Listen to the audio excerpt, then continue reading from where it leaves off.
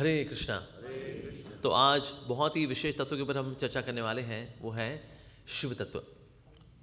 और शिव जी के बारे में कई भ्रांतियां भी हैं, क्योंकि बहुत ही अचिंत्य तत्व है शिव जी का। तो शिव जी जो है कई सारे कॉन्ट्रडिक्टरी कार्य करते हैं, लेकिन वो सारी कॉन्ट्रडिक्शंस बड़ी ब्यूटीफुली ब्लेंड हो जाती हैं शिव जी की पर्सनैलिटी में। तो जिस तरह से भगवान श्री कृष्ण बहुत ही अचिंत्य हैं, उसी प्रकार से शिव जी भी बहुत अचिंत्य हैं वास्तव में। एक समय नवयोगेंद्र महाराज आए जब श्री प्रभुपाद जी के पास, तो वो आए प्रभुपाद जी के पास कि श्री प्रभुपाद हम लोग जा रहे थे, भक्त लोग जा रहे थे, तो शिव जी का मंदिर था, मैंने वहाँ प्रणाम किया। तो भक्त ने बोला, अरे अरे हम तो कृष्ण के भक्त हैं, आप शिव जी को प्रणाम क्यों कर रहे हो? तो मुझको बड़ा अजीब लगा। तो क्या श्री प्रभुपाद, क्या हम शिव जी को प्रणाम नहीं कर सकते क्या? क्योंकि हम वैष्णव हैं इसलिए हम शिव जी को प्रणाम नहीं करेंगे क्या? प्रभुपाद ने कहा, he is a top most Vaishnav, Lord Shiva is a top most वैष्णव। किसने बोला उनको प्रणाम नहीं करेंगे? उनको हमें अवश्य प्रणाम करना चाहिए। अगर तुम चाहते हो भक्ति में जो अवरोध है अहंकार का, विशेष रूप से मिथ्या अहंकार का, उसके लिए शिव जी का आशीर्वाद तो बहुत अधिक आवश्यक है। किसने कहा तुमको हम शिव जी को प्रणाम नहीं कर सकते? हमें शिव जी को अवश्य प्रणाम करना चाहिए। तो इस प्रकार से प्रभुपाद जी ने एनकरेज किया डिवोटीज को कि शिव जी का हमें आशीर्वाद लेना चाहिए। तो शिव जी जो है उनका तत्व बहुत ही दिव्य है। वैसे देखा जाए तो वो क्रिएटर भी है और डिस्ट्रॉयर भी हैं। असल में जो शिव जी हैं वास्तव में क्रिएटर भी हैं देखा जाए, क्योंकि वास्तव में जितनी भी लिविंग एंटिटीज़ हैं जो प्रवेश करती हैं पृथ्वी के अंदर, वो नॉट पृथ्वी बल्कि पूरी ब्रह्मांड के अंदर जो प्रवेश करती हैं, पूरी भौतिक सृष्टि के अंदर जो प्रवेश करती हैं, वो शिव जी से ही प्रवेश करती हैं। तो प्रकृति का और शिव जी का जो इस तरह से मिलन होता है वास्तव में, जिससे कि जीवात्माएं ब्रह्मांड के अंदर प्रवेश करती हैं, इसी को ही शिवलिंग के रूप में प्रस्तुत किया जाता है। तो शिवलिंग जो है वैसा नहीं है जैसे कि बाबा बताते हैं, वैसा नहीं है कि it's a private part of Lord Shiva and Parvati Shivalinga. कि लिंग का मतलब नहीं होता है लिंग जो है, इट इज लिंग का मतलब होता है सिंबल। प्राइवेट पार्ट का मतलब होता है शिशिनम। जैसे आपने सुना है ना ओला प्यार, जीवेर लाल सये इति उतिधाय शिष्णोदर परायण कृष्ण नाही पाए। शिष्ण is the word for the private parts, not लिंग। लिंग का मतलब होता है सिंबल। तो इस तरह से ये सिंबॉलिक है कि किस तरह से शिवजी और पार्वती का जो मिलन है, इससे सारी जीवात्माएं ब्रह्मांड के अंदर प्रवेश करती हैं ऐसा।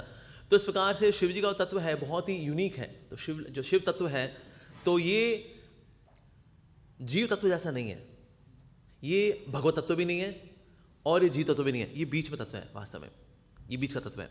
तो इसलिए ये जो तत्व है ये माया के परे है। वैसे तो ये वाला तत्व ये माया के परे, ये माया का मालिक भी नहीं है ये वाला तत्व, लेकिन साथ ही माया से दूषित भी नहीं होता, शुद्ध है ये वाला तत्व जो शिव जी का तत्व है। तो इसलिए जो बीच का तत्व है उसमें एक और तत्व भी आता है, गुरु तत्व। इससे प्रभुपाद जी बोला करते थे गुरु तत्व में शिव तत्व में अंतर नहीं है। जिस तरह से गुरु तत्व हमें कनेक्ट करता है कृष्ण के साथ, उस तरह से शिव तत्व भी हमें कनेक्ट करता है भगवान के साथ। इसलिए जो बृहद भागवतामृत है उसमें बताया जा रहा है कि ऐसी जीवात्माएं जो कि ब्रह्मवादी होती हैं, निराकार ब्रह्म की ओर आकर्षित होकर अब ब्रह्म में घूम रही हैं, लेकिन कहाँ जाए, कहते बस ब्रह्म में रहो बस। अब बेचारी घूम तो रही हैं, उनमें ये ज्ञान तो आ गया कि मैं शरीर नहीं हूँ, मैं आत्मा हूँ, लेकिन ये ज्ञान नहीं आया कि मैं कृष्ण का दास हूँ। तो ये ट्रेनिंग देने के लिए कैलाश धाम है, जो कि मटीरियल वर्ल्ड और स्पिरिचुअल वर्ल्ड, भगवत धाम और जो आध्यात्मिक जगत है, वैकुंठ जगत और भौतिक जगत, इसके बीच में एक धाम है कैलाश धाम। कैलाश धाम के दो पार्ट हैं। नीचे का जो धाम है वो है महाकाल धाम, और जो ऊपर का धाम है वो है कैलाश धाम। जो कैलाश धाम है वहाँ पर ऐसी जीवात्मा जो कि ब्रह्म ज्योति में घूम रही है बेचारी, निराकार ब्रह्म में, क्योंकि वो सोचे हुए थे एक तू ही निराकार, बाकी सबका आकार, एक तू ही निराकार। तो निराकार वाले जो सोच के बेचारे निराकार में घूम रहे हैं, लेकिन पता नहीं जिंदगी में करना क्या, अब आगे घूम रहे बेचारे। ऐसे लोगों को शिवजी जो है कैलाश में बुलाते हैं, उनको बुलाते हैं मूर्खानंद। तुम ब्रह्म ज्योति में क्यों घूम रहे हो बेटा? ब्रह्म ज्योति में तुम क्या उखाड़ लोगे किसी का? इसीलिए आओ हम तुमको फर्दर ट्रेनिंग देते हैं। सो शिवजीज institute of higher education is in Kailash धाम। तो कैलाश धाम में इन जीवात्माओं को बुला करके ट्रेनिंग दी जाती है हरि कथा की और हरिनाम संकीर्तन की। उनको ट्रेनिंग दे करके फिर वैकुंठ जगह दिया जाता है कि आपको भक्ति की ट्रेनिंग आ गई, कर लिया भक्ति शास्त्री, भक्ति वैभव, भक्ति वेदांत, भक्ति सार्वभौम, ये 4 कोर्सेज हैं। सारा कोर्स हो गया, कहता है चलो अब इनको हम वैकुंठ भेज देते हैं, लाइक दैट। तो इस प्रकार से ऐसी जीवात्माएं जो कि ब्रह्म ज्योति में घूम रही हैं उनको वहां भेजा जाता है। और कुछ ऐसे भी भक्त हैं जो कि शिव जी के ही उपासक हैं, शिव जी को ही मानते हैं। तो ऐसे जो भक्त हैं वो फिर महाकाल धाम में शिव जी की उपासना करते हैं। तो जो ये कैलाश धाम है, यहाँ शिव जी अपने ओरिजिनल रूप में है, उनको बोलते हैं सदाशिव। ओके, ये जो सदाशिव रूप है भगवान का, शिव जी का, ये शिव जी का तत्व, ये जो है ये विष्णु तत्व रूप ही है। तो इस प्रकार से शिव तत्व है और विष्णु तत्व है, उनके अंदर कोई अंतर नहीं है। लेकिन यही जब सदाशिव जब अपना विस्तार करते हैं ब्रह्मांड के अंदर, तो शिव जी के रूप में प्रकट होते हैं। और उसके बाद जो डिस्ट्रक्शन का फंक्शन लेते हैं वो, तो उनको रुद्र बोलते हैं। तो इस प्रकार से उनके 11 रुद्र अवतार हैं, जिनमें से एक हनुमान जी भी आते हैं। तो शिव जी एक ऐसी स्थिति है जो कि कोई एक्वायर नहीं कर सकता। कोई व्यक्ति ध्यान लगा करके शिव जी नहीं बन सकता, जैसे कोई व्यक्ति ध्यान लगा करके विष्णु नहीं बन सकता, उस प्रकार से कोई ध्यान लगा करके शिव जी नहीं बन सकता। लेकिन उनका जो विस्तार है रुद्र जीवात्मा बन सकती है। अच्छा, कौन सी जीवात्मा बन सकती है, लेकिन उसकी क्वालिफिकेशन क्या है? अगर कोई जीवात्मा 100 जन्मों तक लगातार वर्णाश्रम धर्म का पालन कर ले फ्लॉलेसली, ऐसी जीवात्मा को पोजीशन मिलती है ब्रह्मा जी की। और अगर 100 बार कोई ब्रह्मा जी बन का रोल कर ले तो उसको पोजीशन मिलती है रुद्र की। That means it is very very very very very very very rare कि कोई रुद्र की पोजीशन ले ले, क्योंकि 100 बार पहली बार वर्णाश्रम में बिना गलती के हुए कोई कर ले, बहुत बड़ी बात, तो उनको ब्रह्मा जी की पोजीशन मिलेगी। ऐसा 100 बार ब्रह्मा जी अगर को बन जाए अगर कोई, तो कहेंगे सर आप you are too good man, so okay, then one can acquire the position of Rudra. लेकिन शिव जी का जो तत्व है, शिव जी कोई नहीं बन सकता, nobody can become Lord Shiva. Shiv ji का इतना बड़ा विशेष तत्व है क्योंकि ये भगवत तत्व से अभिन्न है। वास्तव में शिव जी का तत्व है ये भक्तावतार जैसा तत्व है। जैसे श्री चैतन्य महाप्रभु भगवान है लेकिन भक्त है, गिरिराज गोवर्धन भगवान है, भगवत तत्व है, विष्णु तत्व है गिरिराज, लेकिन है क्या? भक्त है। लक्ष्मण जी भगवान है लेकिन भक्त है। भरत जी भगवान है, भगवत तत्व विष्णु तत्व है, लेकिन भक्त है। उसी प्रकार से ये भी भगवान के ही अवतार हैं शिव जी, लेकिन भक्त हैं। ऐसा तो इसलिए इनका बड़ा यूनिक तत्व है, भक्त भी है और भगवान भी है। इवन भगवान को भी भक्ति का आस्वादन करना होता है, तो इसलिए भगवान ने भी अपने ऐसे कई विस्तार रखे हैं जो कि भक्ति करते हैं। तो शिव जी भी एक ऐसे ही विस्तार हैं जो कि भक्ति करते हैं। तो ही तत्व जो कि कोई बन नहीं सकता, लेकिन साथ ही भगवान से अभिन्न भी हैं और उनसे भिन्न भी हैं। तो अलग भी हैं और अभिन्न दोनों ही हैं। ऐसा इन पुराणों में कथा आती है, गौर गोविंद महाराज बता रहे थे एक समय, एक भगवान नरसिंह भगवान का एक भक्त था, तो बैठा था और नरसिंह भगवान का स्मरण कर रहा था, उनकी लीलाओं का स्मरण कर रहा था। वो तो बैठा हुआ था, पास में एक शिव जी का मंदिर भी था। तो शिव जी का मंदिर था तो वहाँ पे शिव का उपासक था, उसे कहा यहाँ, तो ये आया नरसिंह भगवान का भक्त आया, कहता सुन ये शिव जी हैं, इनकी जरा पूजा अर्चना कर ले जरा। कहता हाँ मैं बिल्कुल कर लूँगा।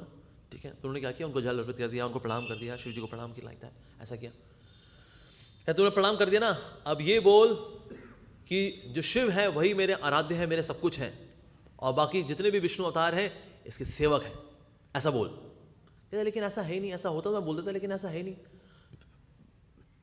तो ऐसा बोल रहा है कि नहीं बोल रहा? कहता नहीं मैं ऐसा, लेकिन मैं क्यों बोल दूंगा, शिव जी को खुशी नहीं होगी इससे, शिव जी को खुशी नहीं होगी इससे। कहता तू बोल रहा है कि मैं खड़ग निकाल के तेरा सारी अलग कर दूं। तो उसने खड़ग निकाली अपने। कहता भाई मैं गलत क्यों बोलूँ? भाई शिव जी को बल्कि अच्छा लगता है कि वो is recognized as servant of the lord. फिर अब बस मेरी खड़ग निकल रही है, तेरा सर कटा। अभी उसने ऐसे किया हुआ था, शिवलिंग से नरसिंह भगवान प्रकट हुए और उस शिव जी के उपासक को मार दिया। लेकिन कहां से प्रकट हो रहे हैं अभी? शिवलिंग से। तो इस तरह से देखा जाए तो शिव जी जो है और भगवान विष्णु, उनका तत्व एक भी है और अलग अलग भी है, वननेस भी है और डिफरेंस भी है। डिफरेंस ज्यादा है, वननेस कम है, लेकिन है। तो इस प्रकार से भगवान का जो ये रूप है बहुत ही विशेष है। विश्वनाथ चौधरी ठाकुर बता रहे हैं माधुरी कादम्बनी के अंदर कि भगवान के कुछ ऐसे विस्तार भी होते हैं जो माया को टच नहीं करते, लेकिन कुछ ऐसे विस्तार भी होने चाहिए जो कि माया को टच करते हैं, उससे दूषित नहीं होते हालांकि, लेकिन माया को टच करते हैं। तो विष्णु है, नारायण है, राम है, नरसिंह है इत्यादि हैं। ये वो विस्तार हैं जो कि माया को छूते नहीं हैं। अच्छा, तो माया को छूने वाला कोई अवतार भी है क्या भगवान का? हाँ, तो भगवान का एक विशेष अवतार है जो कि माया के संपर्क में आता है। माया से दूषित नहीं होता, लेकिन माया के संपर्क में आता है, और वो है शिव जी का तत्व। तो माया तत्व बेसिकली क्या है? दैट इज दुर्गा देवी, पार्वती, दुर्गा देवी उनकी अधिष्ठात्री है। She is living. जो मटीरियल नेचर है वो इनर्ट है, निर्जीव है, लेकिन अधिष्ठात्री देवी जो पार्वती है, दुर्गा है, सिंह वाहिनी है, वो तो लिविंग है। तो इसीलिए प्रकृति के संग में आते हैं शिव जी, लेकिन प्रकृति से दूषित नहीं होते। अपरेंटली आते हैं, उसके संग में आते हैं, लेकिन उससे दूषित नहीं होते, ऐसा। तो इस प्रकार से माया के संग में आकर भी दूषित न होना, वो भी शिव जी का तत्व है। तो ये भी एक विस्तार है भगवान का, ऐसा। तो इस प्रकार से शिव जी का जो तत्व है बहुत ही विशेष है। वैसे शिव जी का मतलब क्या होता है? ऑस्पिशियस, मंगलमय, कृपालु, ये शिव जी का मतलब है। शिव, ऐसा आपने सुना हो ना, सत्यम शिवम सुंदरम, तो लगता है कि ना ये शायद शिव जी के लिए है, पर वास्तव हमारे आचार्य बता रहे हैं सत्यम शिवम सुंदरम ये वास्तव में भगवान श्री कृष्ण के लिए बोला गया है। सत्यम, परम सत्य कौन है? परम सत्य धीमहि, कृष्ण। अच्छा, सत्यम शिवम, कृपालु कौन है? परम कृपालु, परम दयालु भगवान श्री कृष्ण है, इसलिए शिवम। सुंदरम, श्याम सुंदर, कृष्ण। सो सत्यम शिवम सुंदरम जो है वास्तव में शिव जी के लिए नहीं है। सत्यम शिवम सुंदरम इज फॉर कृष्ण। लेकिन शिव जी का वैसे मतलब क्या है? ये कृपालु है, वास्तव में बहुत दयालु है। इसीलिए भगवान श्री कृष्ण ने अपनी कैबिनेट के अंदर सबसे डिफिकल्ट डिपार्टमेंट शिव जी को दिया। सबसे वाहियात स्टूडेंट्स को सबसे अच्छा टीचर दिया जाता है कि जी आप इतने अच्छे टीचर हो, इन नलायकों को पास आप ही कराओ। इसलिए जितने तामसिक जीव हैं उनका डिपार्टमेंट दिया गया है शिव जी को। इसलिए जितने भी अघोरी बाबा और नागा साधु, हा हा हु करने वाले, धुंधड़ाका करने वाले, जिनको देख के बंदा डर जाए, भूत प्रेत पिशाच ब्रह्म राक्षस, ये सबके साथ ओम नमः शिवाय वाले ही हैं। तो तामसिक जीवों का उद्धार करने का डिपार्टमेंट दिया गया है शिव जी को, क्योंकि शिव जी इतने पवित्र हैं, इतने प्योर हैं कि येन केन प्रकारें जब ये शिव जी के संपर्क में आएंगे तो एक दिन हरि भक्ति की ओर आ जाएंगे, ऐसा। इसलिए उनको सबसे डिफिकल्ट डिपार्टमेंट दिया गया है, ऐसा। इसलिए ये जितने भूत प्रेत पिशाच हैं इनका कल्याण होना है तो शिव जी की दया से होना है। अब हालांकि शिव जी ने विषपान किया था, हलाहल विष, ले उनके अनुयायी भांग पीते हैं। उनसे पूछो शिव जी ने कब भांग पी भाई? उन्होंने कब चिल्लम पिया? तो तुम चिल्लम लगा रहे हो। ले उनके अनुयायी ऐसा करते हैं, दारू भी पियेंगे, भांग भी पियेंगे, सब काम करेंगे, लेकिन शिव जी ने सब इसका पान नहीं किया। समुद्र मंथन में जो इतना सारा विष निकला था उसको कॉन्सेंट्रेट करके अपनी अंजुलि में ले लिया उन्होंने और उसका पान किया। तो ये शिव जी की क्वालिटी है, पूरे जगत को विष से बचाने के लिए he had a wish to take wish. अमृत बाकियों के लिए, विष शिव जी ने लिया। ये गुरु करते हैं, गुरु शिष्य के जीवन में अमृत भर देते हैं, उसके जीवन का सारा विष ले लेते हैं, ऐसा करते हैं। तो इसीलिए जो शिव जी हैं वो भगवान के भक्त हैं और गुरु तत्व का कार्य करते हैं। विष ले लेते हैं, अमृत को कभी क्लेम नहीं करते कि सर मैंने वो विष पिया था ना, कुछ अमृत मेरे को मिलेगा ना। तो सबके जीवन में अमृत भरने वाले, खुद विष का पान करने वाले वो है शिव जी, ऐसा। इसीलिए उनका नाम पड़ा नीलकंठ, कि शिव जी ने जो है विष का पान किया और उनकी गला जो है वो नीले रंग का हो गया उस विष की वजह से। पर हमारे आचार्य कह रहे हैं कि ये तो एक्सटर्नल रीजन है। हलाहल विष की कोई औकात नहीं है कि शिव जी के गले को नीला कर दे अपने रंग से। हम लोग खाएं अगर हलाल तो हम नीले हो जाएंगे, कहते ये शरीर का नीला बढ़ेगा। तो क्या हुआ? कहते सर 1 मिलीग्राम इनको हमने हलाहल विष पराठे में मिला के खिलाया था, ओह तब भी नीले हो गए, ओहो। लेकिन शिव जी के साथ ऐसा नहीं है। तो शिव जी का भला गला नीला क्यों है, नीलकंठ क्यों है? तो हमारे आचार्य बता रहे क्योंकि एक नीलमणि भगवान श्री कृष्ण है जिनका नाम हमेशा उनके कंठ में रहता है, इसीलिए, क्योंकि वो कृष्ण का हमेशा नाम है और कृष्ण और उनके नाम में, उनके रूप में कोई भेद नहीं है। तो कृष्ण कैसे हैं? नीलमणि। इसलिए उनका गला जो है इफल्जेंटली ब्लू है, नॉट जस्ट ब्लू, क्योंकि इफल्जेंटली ब्लू कौन है? कृष्ण। नीलमणि कृष्ण, उज्ज्वल नीलमणि कृष्ण। इसीलिए क्योंकि कृष्ण का नाम उन्होंने यहां रखा हुआ है, अदरवाइज विष की क्या औकात। और हलाहल विष ने उस वक्त क्या सोचा, कहते हैं अरे तो हमारा बहुत ही अच्छा कल्याण हो गया भाई, हालांकि शिव जी विष का पान कर रहे हैं लेकिन मैं उनके गले में जा करके कृष्ण के दर्शन करूंगा। तो जैसे उन्होंने विष का पान किया तो शिव जी के संपर्क में आते ही पहली बात तो मिटिगेट हो गया, सारा शुद्ध हो गया। उसके बाद हलाहल विष को तार दिया। कैसे गया, क्योंकि उसने शिव जी के गले में कृष्ण के दर्शन कर लिए। क्योंकि कृष्ण का नाम हमेशा शिव जी के कंठ में है, इसलिए नीलकंठ है वो। नहीं तो विष क्या होता है कि वो विष डालेंगे उनका गला जो है फिर ट्रांसफॉर्म हो गया, फिर वो टॉक्सीफाई हो गया उनका गला। This बिलिटल्स the glories of Lord Shiva. तो शिव जी का तत्व इतना महान है। जो गंगा माई आज हम देख रहे हैं, जिसमें लोग आज स्नान करते हैं गंगा माई के अंदर, ये गंगा माई क्यों आई, कैसे आई? शिव जी की कृपा से आई है। नहीं तो वास्तव में भगवान जब वामन देव का जब चरण छुए, जब उनका अंगूठे ने भेद दिया ब्रह्मांड को, अब वहां से अभी गरुड़ सागर का भी ये जो सारा जल है कारण सागर का अभी आ रहा है, तो भगवान के चरणों को धोता हुआ आ रहा है। और धोता हुआ है तो ब्रह्मा जी ने अपने कमंडलों में भी ले लिया, अरे भाई चरणामृत हमें भी चाहिए, उन्होंने भी चरणामृत ले लिया। जो हेवनली प्लैनेट्स में जो देवी देवता थे उन्होंने भी चरणामृत ले लिया।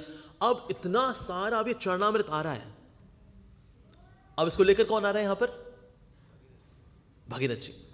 लेकिन इसका वेग इतना तेज है कि अगर इसके वेग को कोई संभाले ना, अगर ये सीधे पृथ्वी पर अगर आती, अगर गंगा माई पृथ्वी के चिथड़े उड़ जाते तो कोई, अब लेकिन इसको पृथ्वी पर लाए कैसे?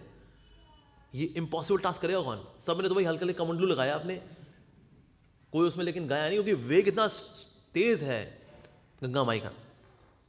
तो सबसे डिफिकल्ट टास्क किसको मिलेगा जी? इम्पॉसिबल टास्क करने के लिए है शिव जी। शिव जी ने कहा ठीक है, मैं आई टेक दिस टास्क, ये प्रोजेक्ट हम मेरे को दे दो जी। तो गंगा माई ने बोला, कहते शिव लेकिन मेरा प्रभाव बहुत तेज है, ब्रह्मांड में मैं ऐसा कोई लोक नहीं है इसमें अगर मैं गिर जाऊं उसके चीथड़े ना उड़ा दूं, इतना तेज वेग है मेरा। शिव ने कहा हाँ आई हैंडल, मैं संभाल लूंगा। Are you sure? Are you very sure? Shiv ने कहा 200% श्योर, 200%, कम देख लूंगा। तो गंगा माई जब आई, जैसे ही वो आई उन्होंने जटा बांध दी बस, और गंगा माई अंदर गई, एक बूंद बाहर नहीं। तो गंगा माई आ तो गई, वेग संभल तो गया, लेकिन भगीरथ जी उनके पुश्तों का उद्धार कैसे होगा? उसी के लिए तो आना था उनको कल्याण करने के लिए। तो ये प्रोजेक्ट सक्सेसफुल, ऑपरेशन फेल, अब क्या करें? कहते हैं शिव जी आपने धारण तो कर लिया लेकिन गंगा को रिलीज तो करें। कहते हैं लेकिन इसको रिलीज कर दिया ना सारी पृथ्वी बह जाएगी, इतना वेग है, इतना प्रवाह है, इतना वॉल्यूम है। तो शिव जी ने ऐसे एक लटा ऐसे निकाल दी अपनी बस, तो एक लटा जो ऐसे खोली उन्होंने, उससे जो गंगा निकली, वो ये गंगा जो हम देख रहे हैं, जो होती है ना हर की पौड़ी में, कहते हैं बड़ा तेज प्रवाह है जी हर की पौड़ी में, ये वो है जो शिव जी ने अपनी एक ऐसी जटा खोल दी। ये वो है, अगर पूरी जटा खोल दें तो हम बह जाएं, पूरी दुनिया बह जाए, गंगा माई में बह जाए। तो इसीलिए 99.999999% जो गंगा माई है वो तो शिव जी ने अपने अंदर ही ले ली, क्योंकि मेरे प्रभु का चरणामृत है वो। वामन देव का चरण छुए ना, उनके चरण को धो के आ रही है, तो इसीलिए उनका भी चरणामृत को हम लेंगे अपने अंदर। लेकिन हाँ, इनका भी लोगों का कल्याण होना है, ठीक है। तो एक जटा ऐसे निकाल देते हैं, जैसे माता में निकाल देंगे कभी ऐसे एक जटा निकाल दें वाला। शिव जी के लिए इट वाज दैट इजी, कहते ये लो तुम लोग भी ले लो कुछ, ऐसे करो। That's the प्रोएस of Lord Shiva. तो इसीलिए जगत कल्याण करने में शिव जी महाकृपालु हैं, वो बहुत दया करने वाले हैं। शिव जी जो कृपा करते हैं, हमारे आचार्य बताते हैं कि ना शिव जी की कृपा दो प्रकार की है, एक है सकपट कृपा, एक है निष्कपट कृपा। सकपट कृपा भी करते हैं जो शिव जी को बताते हैं, अरे शिव जी भोले भंडारी, मैंने 16 सोमवार के व्रत रखे हैं, अच्छा पति दे दो, ये हो जाए, अच्छी पत्नी मिल जाए, क्योंकि खुद बहुत आइडियल गृहस्थ था। जय श्री रुक्मिणी द्वारकाधीश की जय, जगन्नाथ बलदेव सुभद्रा मैया की जय, श्री गिरिराज महाराज की जय, श्री गौनिताय की जय, श्री प्रभुपाद की जय, शिव जी की जय। तो शिव जी के पास कई लोग इसके लिए भी जाते हैं, भौतिक सुखों के लिए, अरे शिव जी कृपा कर दें जी, शिव जी कल्याण कर दें जी, अच्छा पति मिल जाए, अच्छी पत्नी मिल जाए, घर गृहस्थी हमारी अच्छी हो जाए, ऐश्वर्य वैभव हो जाए, प्रमोशन हो जाए, लड़का नहीं हो रहा लड़की हो जाए, लड़की नहीं हो रही लड़का हो जाए, कुछ हो जाए। तो इनको भी शिव जी बोलते हैं सकपट कृपा, तथास्तु। लेकिन शिव जी की जो है निष्कपट कृपा भी करते हैं। निष्कपट कृपा उनके ऊपर करते हैं जो कि शिव जी के पास जाते हैं शुद्ध भक्ति मांगने के लिए, और यह कृपा देने में उनको ज्यादा अच्छा लगता है। इसीलिए जो भक्त हैं वो कभी मटीरियल ऑपुलेंस नहीं मांगते। श्रीमद् भागवतम के अंदर आ रहा है, ये बात पूछ रहे हैं परीक्षित महाराज, पूछ रहे हैं सुखदेव गोस्वामी से कि हम देखते हैं कि ना शिव जी के भक्त भौतिक ऐश्वर्य बहुत होता है इन लोगों के पास, शिव जी के भक्तों के पास, लेकिन जो हरि के भक्त हैं ये भिखमंगे होते हैं, इनका पास कुछ होता ही नहीं है पास। ऐसा क्यों है? ये कृष्ण के भक्त जो है हमेशा भिक्षु की होते हैं, पैसा वैसा इनके पास ज़्यादा होता नहीं इनके पास, लेकिन शिव जी के भक्त के पास बड़ा ऐश्वर्य होता है। तो वहाँ पर सुखदेव गोस्वामी यही बता रहे हैं, वहाँ पर ये बता रहे हैं कि वास्तव में शिव जी के भक्तों के पास शिव जी उनको जो देते हैं वो है भौतिक ऐश्वर्य, लेकिन जो कृष्ण के भक्त हैं उनके पास होते हैं आध्यात्मिक ऐश्वर्य, इंक्लूडिंग लॉर्ड शिवा। शिव जी के खुद के पास वो वैसे लोगों को कहीं बंगले भंगले दे रहे हैं, सब दे रहे हैं उनको, अच्छा उनके खुद के पास क्या है? Not even 1 BHK studio apartment, क्योंकि वो खुद हरि के भक्त हैं। हरि के भक्त उनके पास आध्यात्मिक ऐश्वर्य बहुत होता है, भौतिक ऐश्वर्य नहीं होता है। ऐसा नहीं कि मतलब वो इसके लायक नहीं है, वो इसकी और ध्यान नहीं देते।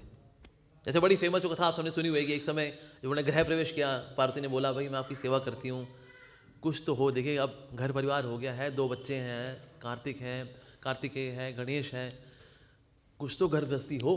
चलो ठीक है, ओके ऑलराइट, एक बढ़िया सा महल बना दिया उन्होंने, और आकाश महल, मतलब हवा में फ्लोट करने वाला महल, इतना जबरदस्त महल। अब घर बन गया, गृह प्रवेश भी तो होना है। गृह प्रवेश हुआ, गृह प्रवेश में कई ब्राह्मणों को बुलाया गया, अच्छा सारा अनुष्ठान हुआ, बहुत बढ़िया फंक्शन था, सारे ब्राह्मण बड़े संतुष्ट थे। जिस ब्राह्मण ने जो जो मांगा शिव जी ने उनको तथास्तु दिया, तथास्तु दिया। आखिरी जो ब्राह्मण था वो देख रहा था, शिव जी आप यहाँ सेटल होने वाले? हाँ अच्छा है, हाँ बहुत अच्छा है, तो बताइए गुरुदक्षिणा? कहते हैं गुरुदक्षिणा अब ये अपना घर ही दे दीजिए। शिव जी का ठीक है जी ले लो जी। अगेन शिव जी पार्वती वही है जी, कैलाश पे ध्यान लगा रहे हैं। तो वैसे तो सबको ऐश्वर्य वैभव देने वाले हैं, लेकिन खुद उनके पास कोई ऐश्वर्य वैभव नहीं है। तो एक बहुत ही सुंदर सा श्लोक है बाय सुभाषित रत्नाकर, तो वो बता रहे हैं स्वयं महेश सुश्रो नगेश सखा धनेश तनयो गणेश। स्वयं महेश यानी कि महा ईश है ये तो, और सुरो नगेश यानी कि जो पर्वतों के राजा हैं वो इनके ससुर हैं, और सखा धनेश दोस्त कौन है इनके? कुबेर, वो इनके फ्रेंड हैं। तथापि भिक्षा टनमेव शंभो, लेकिन फिर भी क्या कर रहे हैं ये? भिक्षा मांग रहे हैं ये। वलीयसी केवलम ईश्वरम इच्छा, लेकिन ऐसा क्यों कर रहे हैं वो? क्योंकि ऐसी ईश्वर की इच्छा है। तो भगवान की क्योंकि ऐसी इच्छा है कि आप ना ऐसे सिंपल होकर, ठीक है हम ऐसा रह लेंगे, तो उनकी खुद की कोई इच्छा नहीं। हालांकि वो सारे ऐश्वर्य प्राप्त करने में पूरी तरह से सक्षम है, लेकिन वो खुद क्या करते हैं? भिक्षा, वो भिक्षु की तरह रहते हैं ऐसा। तो शिव जी खुद जो है उनके पास भौतिक ऐश्वर्य नहीं है, हालांकि हो सकता है उनके पास कैलाश धाम में बहुत ऐश्वर्य है, लेकिन वो किसी ऐश्वर्य से आसक्त नहीं है, बिल्कुल भी नहीं, नॉट एट ऑल। और जितने भी कठिन कार्य मिलते हैं, रेवोल्यूशनरी कार्य मिलते हैं, वो शिव जी को मिलते हैं। जैसे पहले के समय में क्या हुआ करता था, जितने भी देवी देवता थे ये सब के सब, सबका तिलक का एक ही स्टाइल था, उर्दू पुंड्रक। अब राक्षस देवताओं में जब युद्ध होना है, अब युद्ध हो जाए तो देवता लोग पहुंचे भगवान के पास, कहते प्रभु ये राक्षसों ने बहुत बुरा हाल करके रखा हुआ है, आप कुछ करिए ना। भगवान कहते ठीक है मैं सुदर्शन चक्र भेजता हूँ। सुदर्शन चक्र गया, उसने देखा ये उर्दू पुंड्रक लगा हुआ है राक्षसों के, वो वापस आ गया, यार सर ये तो काम नहीं हो पाएगा, ये उर्दू पुंड्रक लगा हुआ है इन लोगों के। तो भगवान ने कहा भाई ये तो बड़ी दिक्कत है, अब मैं हेल्प भी करना चाहूँ राक्षसों की, कैसे देवताओं की कैसे करूँ? मैं राक्षस मरेंगे नहीं क्योंकि उनका भी उर्दू पुंड्रक है, वो भी लगाए हुए हैं ये। तो फिर शिव जी के उन्होंने साथ मीटिंग की, उन्होंने कहा शिव जी एक बड़ा इंपॉर्टेंट डिस्कशन करना है मेरे को, भैया तिलक का स्टाइल बदलो आप। ये राक्षस लोग हैं ना, ये लोग भी उर्दू पुंड्रक ही लगाते हैं, इनका त्रिपुंड कर दो आप। ठीक है जी कर देंगे। तो उससे पहले शिव जी भी उर्दू पुंड्रक लगाया करते थे, कहते आप लेकिन क्योंकि एचओडी इनका मैं ही हूँ तामसिक लोगों का, तो इसीलिए मेरे को फिर वही करना पड़ेगा, लेकिन ठीक है आपकी अब सेवा के लिए अब सारे डिफिकल्ट सेवाएं तो इन्हीं को मिलनी है। तो फिर इन्होंने फिर सारे राक्षसों को बुलाया, कहते हैं देखो ये जो उर्दू पुंड्रक है इससे हमारी शक्ति कम होती है, बल्कि अगर राक्षसों को अपनी शक्ति डबल करनी है तो उसके लिए एक बहुत ही विशेष तिलक है जो कि मैं सिद्ध करके वो तिलक मैंने डिज़ाइन किया है, और वो है त्रिपुंड, ये वाला। कहते अच्छा भाई शिव जी ने भाई नया तिलक का डिज़ाइन निकाला है। फिर सब ने जो है अपना लिया और फिर ऐसे सब हो गए इस तरह से। कहते बस अब ये होकर के अब आप जाओ, अब आप विजयी हो गए आप लोग। वो गए, लड़ रहे थे तो काफ़ी समय युद्ध चल रहा था। उसके बाद फिर सब देवी देवता फिर गए, कहे प्रभु अब तिलक का स्टाइल बदल चुका है, अब कुछ कर दिए। कहता है ठीक है। अब सुदर्शन गया, सुदर्शन देखता है ओके ऊर्ध्वपुंड रख, ओके किनारे, त्रिपुंड अचाक, तो त्रिपुंड वाले सब भगवान कृष्ण के सुदर्शन चक्र से उनका उद्धार हो गया। तो इस प्रकार से तिलक का स्टाइल बदलना हो कौन करेगा? शिव जी करेंगे जी। तो ऊर्ध्व पुंडरक से त्रिपुंड जो है ये शिव जी ने शुरू किया। इसी प्रकार से पद्म पुराण के अंदर आता है किस प्रकार से मायावादम असत शास्त्रम प्रछन्नम बौद्धम उच्यते। किस प्रकार से असत शास्त्र जो लेकर के आए, वो कौन लेकर के आए? शिव जी के ही अवतार आदि शंकराचार्य। क्यों लेकर के आए? ऐसे लोग जो कि भगवान के रूप से ईर्ष्या करने वाले हैं, इनको भक्तों के समाज से अलग करना है, तो आदि शंकराचार्य के रूप में आए, अद्वैतवाद लेकर के। अद्वैत, दो नहीं एक, सब कुछ एक ही है। ईश्वर जीव एक, जीव और जीव एक, जीव और प्रकृति एक, प्रकृति और ईश्वर एक, एक एक, एवरीथिंग इज एक, अद्वैतवाद। लेकिन अद्वैतवाद के साथ ट्रेजेडी क्या है? अद्वैतवाद के जितने भी फॉलोअर्स हैं ये अपने आप में द्वैत हैं इन अंडरस्टैंडिंग ऑफ अद्वैत। सबका अपना अपना कहते देखिए अद्वैत का जो मतलब है वह है प्रतिबिंबवाद। नहीं नहीं नहीं, प्रतिबिंबवाद नहीं, घटाकाश। अब ये सबके अलग अलग वर्जन है। विवर्तवाद, ये दे themselves are not one in the understanding of oneness। वाह। अद्वैतवाद, तो आदि शंकराचार्य जो है ये अद्वैतवाद लेकर के आए, जिसमें उन्होंने वननेस को हाईलाइट किया। पर वननेस हाईलाइट करने का मतलब क्या है? किस तरह से वैष्णव जो कि भगवान के रूप से ईर्ष्या करने वाले नहीं, उनके प्रति सेवन उन्मुख है, उनसे अलग कैसे किया जाए। जैसे बहुत सारे लोग हों, अब किससे मित्रता की जाए? तो एक अनाउंसमेंट कर दिया है अगर कि भाई जिनको आज फ्री की दारू चाहिए होटल रेडिसन ब्लू पहुंच जाओ शाम को 5 बजे, तो कुछ कहेंगे बोले फ्री की दारू, फ्री की दारू, फ्री की दारू वाले सब वहां पहुंच जाएंगे। तो जो वहां बच गए कहेंगे ये सज्जन लोग हैं। तो इस प्रकार से फ्री की दारू अनाउंस करके द्वेष करने वालों को अलग कर दिया, और जो द्वेष ना करने वाले हैं जो कि भक्त बनने के लायक हैं उनको अलग कर लिया। तो ये काम किया। तो उन्होंने कहा ओके अनाउंसमेंट, आदि शंकराचार्य परम सत्य निराकार है। निराकार, अरे वही तो हम कह रहे थे यार, एक बार निराकार हो जाए बस। कहते आ जाओ होटल रेडिसन ब्लू, निराकार की वहां दुकान खुली है, सब वहां पहुंच गए। ये जो बच गए इनको वैष्णव शिक्षा मिल जाएगी, उनको मैं आदि शंकराचार्य जी के रूप में आऊँगा, इनको बताऊँगा प्रज्ञानम ब्रह्म तत्वमसि अहम ब्रह्मास्मि, इनको इसमें ये हमारे महावाक्य ऐसा। तो इस प्रकार से शंकराचार्य जी के रूप में आकर के वो क्या करते हैं? असत शास्त्र देते हैं। और ये जब टास्क उनको दिया गया था बहुत दुखी थे वो आए पार्वती के पास, कहते इससे पहले उन्होंने हलाहल विष का प्रोजेक्ट दिया, वो फिर भी आसान था, वह हलाहल विष पीना। लेकिन अब मेरी आंखों में आंसू आ गए हैं, क्योंकि ना बहुत ही कठिन कार्य दे दिया है मुझे, मेरे प्रभु के खिलाफ जाके प्रचार प्रसार करना है। कि उनका रूप ना इट्स जस्ट माया, माया। ये रूप क्या है? माया। ये मंदिर क्या है? माया। ये जीव क्या है? माया। क्योंकि एवरीथिंग इज माया, इसलिए हमारे सिद्धांत का नाम क्या है? मायावाद। बिकॉज इतो माया परतो माया, यतो यतो यामी ततो माया, बहिर्माया हृदय माया, मायावाद शरणम प्रपद्ये। इसीलिए इनका जो सिद्धांत है दैट इज मायावाद सिद्धांत, क्योंकि सब जगह माया माया माया माया। ईश्वर में क्या देखते हैं? माया। निराकार ब्रह्म जब सत्वगुण से दूषित हो गया तो फिर ये राम, नरसिंह, वामन इत्यादि बन गए जी। जब उसमें अविद्या और मिल गई तो जीव बन गया। तो जीव से जब अविद्या निकल जाएगी तो वो ईश्वर बन जाएगा, तो ईश्वर से माया और निकल जाएगी तो निराकार ब्रह्म बन जाएगा। ये एकदम भंग का सिद्धांत। मैं अभी अद्वैतवाद के और उसमें डिटेल में जाऊंगा, नहीं तो सारा लेक्चर कहीं और हो जाएगा। लेकिन इस प्रकार से ये वाला सिद्धांत दिया। लेकिन उन्हीं की जीवनी में एक बड़ा सुंदर व्याख्यान आता है आदि शंकराचार्य जी के, कि उनकी माता श्री जब बहुत बीमार थी तो किसी ने इन्फॉर्म किया भाई आदि शंकराचार्य आपकी माता श्री बहुत बीमार है, तो आप जाके आप अपनी माता से मिल लीजिए। तो अपने शिष्यों के साथ ये पहुंच गए माता के पास। कहते माँ तुम बहुत बीमार। कहता हाँ बस प्राण निकलने ही वाले हैं, तो मुझे उनके बारे में बता दे जिनका तू हृदय भजन करता है, शंकर। कहते ठीक है माँ, ये निराकार ब्रह्म जो सर्वव्यापी है, सर्वसाक्षी है, निर्विकार है। कहता है अरे शंकर क्या कर रहा है तू, मैं कभी भी मर सकती हूँ, कभी भी मेरे प्राण निकल सकते, तू क्या कर रहा है, तू मुझे उनके बारे में क्यों नहीं बताता जिनका तू हृदय भजन करता है।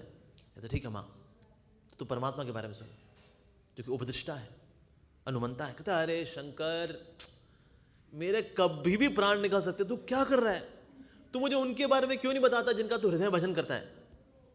कहता है ओहो माँ, तो सुनो शिष्यों, आप लोग थोड़ा बाहर जाओ, आप लोग बाहर ध्यान लगाओ निराकार ब्रह्म पे, मैं अभी आ रहा हूँ अभी। इनको बाहर भेजा, चुटकनी बंद की। कहता है माँ अब तू राधा श्याम सुंदर के बारे में सुन, ठीक है। उसके बाद फिर आदि शंकराचार्य जी ने राधा श्याम सुंदर उनके प्रति शुद्ध भक्ति, प्रेमा भक्ति उनके बारे में वर्णन शुरू किया। और ये सुनते सुनते उनकी माता श्री ने शरीर त्याग किया, त्याग करके भगवान के धाम चली गई वो।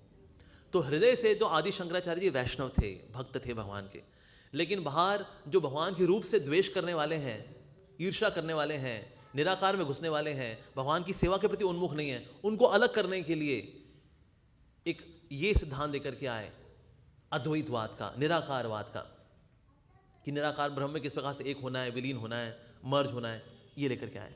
हालांकि आत्मा के बारे में खुद बता रहे गीता के अंदर भगवान कि आत्मा अव्ययम है, वो कभी घुलनशील नहीं है, कभी निराकार ब्रह्म में एक नहीं होगी वो, लेकिन ऐसा विचार लेकर के आए।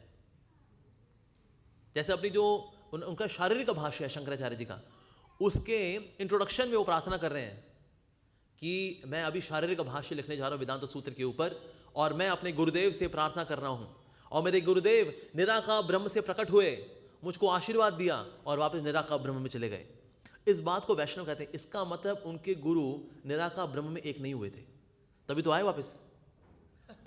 भाई जो एक हो गया हो, कहता है जो गुरुदेव तो घुल गया। अब जैसे चीनी जो है जब एक बार घुल मिल जाती है पानी के अंदर, एक हो गई वो। अब उस समय मेरे गुरुदेव निराकार ब्रह्म में एक हो गए तो वापस थोड़ी आ पाते। कहते भाई अब मैं कैसे आऊँगा, अब तो एक हो गया ना अब। लेकिन वो वापस क्यों आ पाए, यानी कि निराकार ब्रह्म में एक नहीं होते, तभी तो आशीर्वाद देने के लिए आ पाए। तो इस तरह कई चीज़ें हैं शंकराचार्य जी ने अपनी कंपोजिशन में छोड़ दी, ताकि आगे जाकर वैष्णव लोग जो हैं इन द्वेषी लोगों को धीरे धीरे करके भक्त बना सकें। ऐसा इसलिए कई सारी चीज़ें उन्होंने ऐसी छोड़ दी कि ब्रह्म है, उसमें अविद्या, मैं उसमें मायावाद में नहीं जाऊँगा, पर उन्होंने ऐसा जानबूझ करके किया। हालांकि वो जो करेंगे इस फ्लॉलेस, आदि शंकराचार्य जो लिखेंगे इट विल बी फ्लॉलेस, लेकिन उन्होंने जानबूझ करके ऐसी चीज़ें छोड़ दी ताकि निराकारवादी आगे जाके जब किसी वैष्णव भक्त से मिलेंगे तो उनको पता लगेगा अरे यार आदि शंकराचार्य ने हमको ग्रेजुएशन कराई थी, ये वैष्णव हमको आगे पोस्ट ग्रेजुएशन करा करके भक्ति करा रहे हैं। तो ऐसे इम्पॉसिबल कार्य है, ऐसे बहुत ही डिफिकल्ट कार्य है, ये शंकराचार्य जी ने जब दी, ओ माय गॉड। और इनकी फिलॉसफी इतनी इंट्रिकेट है, ओ माय गॉड, अद्वैतवाद। ये प्रभुपाद जी का भक्त था, उसने सोचा मैं पढ़ूँ ये मायावाद है क्या भाई, ये पढ़ा, उसने कुछ समझ में नहीं आया। कहते है क्या यार, ये तो ब्रह्म है, निराकार ब्रह्म है, ब्रह्म के साथ जब अविद्या है तो हो गया ईश्वर है, जब अविद्या में उसकी परछाई है तो जीव है। कहते क्या चक्कर क्या है ये। तो पहुंचा प्रभुपाद, कहते श्रील प्रभुपाद मैंने पढ़ा ये अद्वैतवाद, कुछ समझ में नहीं आया श्रील प्रभुपाद। प्रभुपाद ने कहा it means you are very intelligent. How can an intelligent person understand something foolish. तुमको इसलिए समझ नहीं आया बिकॉज वो समझने वाले को बात नहीं, वो कंफ्यूज करने के लिए, वो कंफ्यूज करने वाली चीज़ है। इसलिए अद्वैतवाद के जो टीचर्स हैं उनको खुद को क्लियर नहीं है, मतलब वो लगे हुए हैं तेरा जो मत है तू ले ले, मेरा मत, लेकिन अद्वैत है ये ऐसा। तो आदि शंकराचार्य जी के रूप में आए शिव जी, बहुत ही कठिन कार्य उन्होंने किया। एक बहुत ही इंपॉर्टेंट जो वक्तव्य आता है वो है शिव जी की dealings in terms of with the Lord. जैसे कि भगवान श्री राम का शिव जी की उपासना करना, ये रामचरितमानस में आती है, वाल्मीकि रामायण में नहीं आती कथा, रामचरितमानस में आती है किस प्रकार शिव जी की उपासना कर रहे हैं, पूजा अर्चना कर रहे हैं श्री राम। तो फिर कॉन्फ्लिक्ट रिजॉल्व करने के लिए कहते हैं देखो सब आपस में एक दूसरे की पूजा कर रहे हैं, लोग शिव जी इनकी पूजा कर रहे हैं, राम जी इनकी पूजा करते हैं, सब आपस में एक दूसरे की पूजा कर रहे हैं। पर ऐसा नहीं कि इस तरह से आपस में पूजा करें तो आपस में अब हमारा जो कॉन्फ्लिक्ट रिजॉल्व हो गया, बढ़िया हो गया, नहीं ऐसा नहीं है। राम जी जो है शिव जी की पूजा इसलिए कर रहे हैं ये संदेश देने के लिए कि मैं भी भक्तों की हेल्प, उनका आशीर्वाद देता हूं। भगवान तो जीवात्मा को तो वैष्णव का आशीर्वाद जरूर लेना चाहिए। जब राम जी ने जब तीर चलाया, वो तीर का जो शाफ्ट था, उसका जो एरो था, उसका आगे का शार्प पार्ट है, जो उसके पीछे का जो फ्लावर वाला पार्ट है, ये सब के सब देवी देवताओं का बना हुआ है। ये चलाया था उन्होंने रावण के ऊपर। क्या भगवान श्री राम नहीं मार सकते अपने अस्त्र से, राम अस्त्र से, राम बाण से? मार सकते हैं, लेकिन ये बताने के लिए कि हमें वैष्णवों की हेल्प लेनी चाहिए, उनका आशीर्वाद लेना चाहिए, ऐसा। तो शिव जी जो है इन पे ध्यान करते हैं, ये शिव जी भी ध्यान करते हैं, लेकिन फिर भी भगवान भगवान है, भक्त भक्त है। जैसे माँ बच्चों को ना सेरेलैक खिलाती है, कहते हैं ओ हमारा बेबी सेरेलैक खाएगा, और माँ सेरेलैक लेती है, बच्चे को सेरेलैक खिलाती है, खोलो बेटा मुंह खोलो, बेबी ने सेरेलैक खा लिया। बच्चा क्या करता है, वो भी कटोरी में हाथ मारता है सेरेलैक की, और उसके हाथ में सेरेलैक लगा हुआ है, और माँ क्या है करता है, माँ कहती है ओ अब मम्मा भी सेरेलैक खाएंगी, मम्मा ने भी सेरेलैक, अब बेबी की बारी है, बेबी सेरेलैक खाएगा। तो बेबी जो है माँ को सेरेलैक खिला रहा है, और माँ जो है बेबी को सेरेलैक खिला रही है, लेकिन फिर भी माँ माँ है, बच्चा बच्चा है। हम ये नहीं कहेंगे बीच बीच में बच्चा माँ बन जाता है और माँ बच्चा बन जाती है, ऐसा नहीं है। माँ माँ ही रहती है, बच्चा बच्चा ही रहता है, भले ही दोनों एक दूसरे को सेरेलैक खिला रहे हैं, ये भी उसको सेरेलैक खिला रही है, ये उसको सेरेलैक खिला रहा है। उस तरह से भगवान भी भक्तों को पूजते हैं, उनकी पूजा करते हैं, उनके सारथी बनते हैं, उनकी चप्पलें उठाते हैं, लेकिन फिर भी भगवान भगवान है, भक्त भक्त हैं। उस प्रकार से शिव जी इनकी आराधना कर रहे हैं, ये शिव जी की आराधना कर रहे हैं। भले ही दूसरी की आराधना करें, पूजा अर्चन करें, लेकिन फिर भी भगवान भगवान है, भक्त भक्त है, ऐसा है।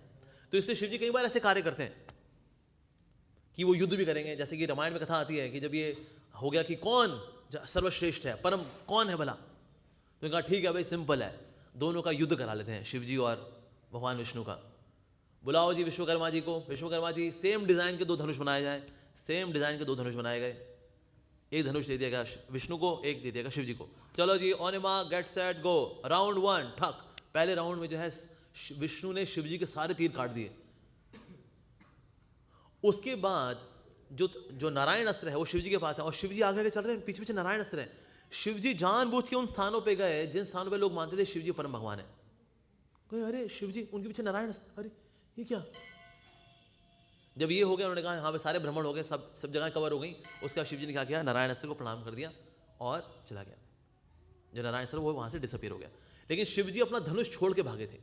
तो शिव जी ने अपना धनुष छोड़ा, वो कहाँ गिरा, मिथिला में। वो जो बड़ा सारा शिव जी का धनुष था, इसको 300 क्षत्रियों ने उठाया था, एक करके बड़ी मुश्किल से।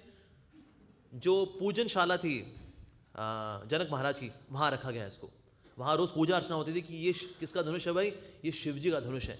और इस बात का प्रतीक है कि शिव जी अपने इष्ट को, विष्णु को, नारायण को अपना सब कुछ मानते हैं, ऐसा। ये धनुष था जो कि सीता मैया लेकर के जा रही थी और फूल पत्ते तोड़ रही थी, जिसको देख के जनक महाराज घूम गए, कहते अरे भाई ये हम क्या देख रहे हैं भाई, जिसको 300 क्षत्रिय उठाते हैं, उसके बाद वो आयोडेक्स मिलते हैं सबके सब, उसको उठाई हुई है सीता और वहां से फूल पत्ते तोड़ रही है। कहते क्या है, छोटी सी बालिका है और ऐसे डंडी छोड़ लेके गए और पत्ते पत्ते तोड़ रही है शिव जी के धनुष से वो।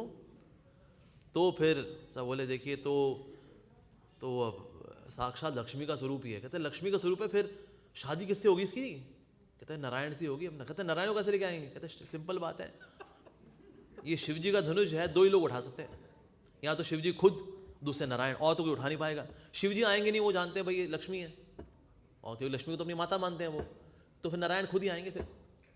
तो आप ये रख दो, आप ये स्वयंवर रख दो जी, जो आके धनुष को उठा दे, इस पर प्रत्यंचा चढ़ा दे, बस वही है।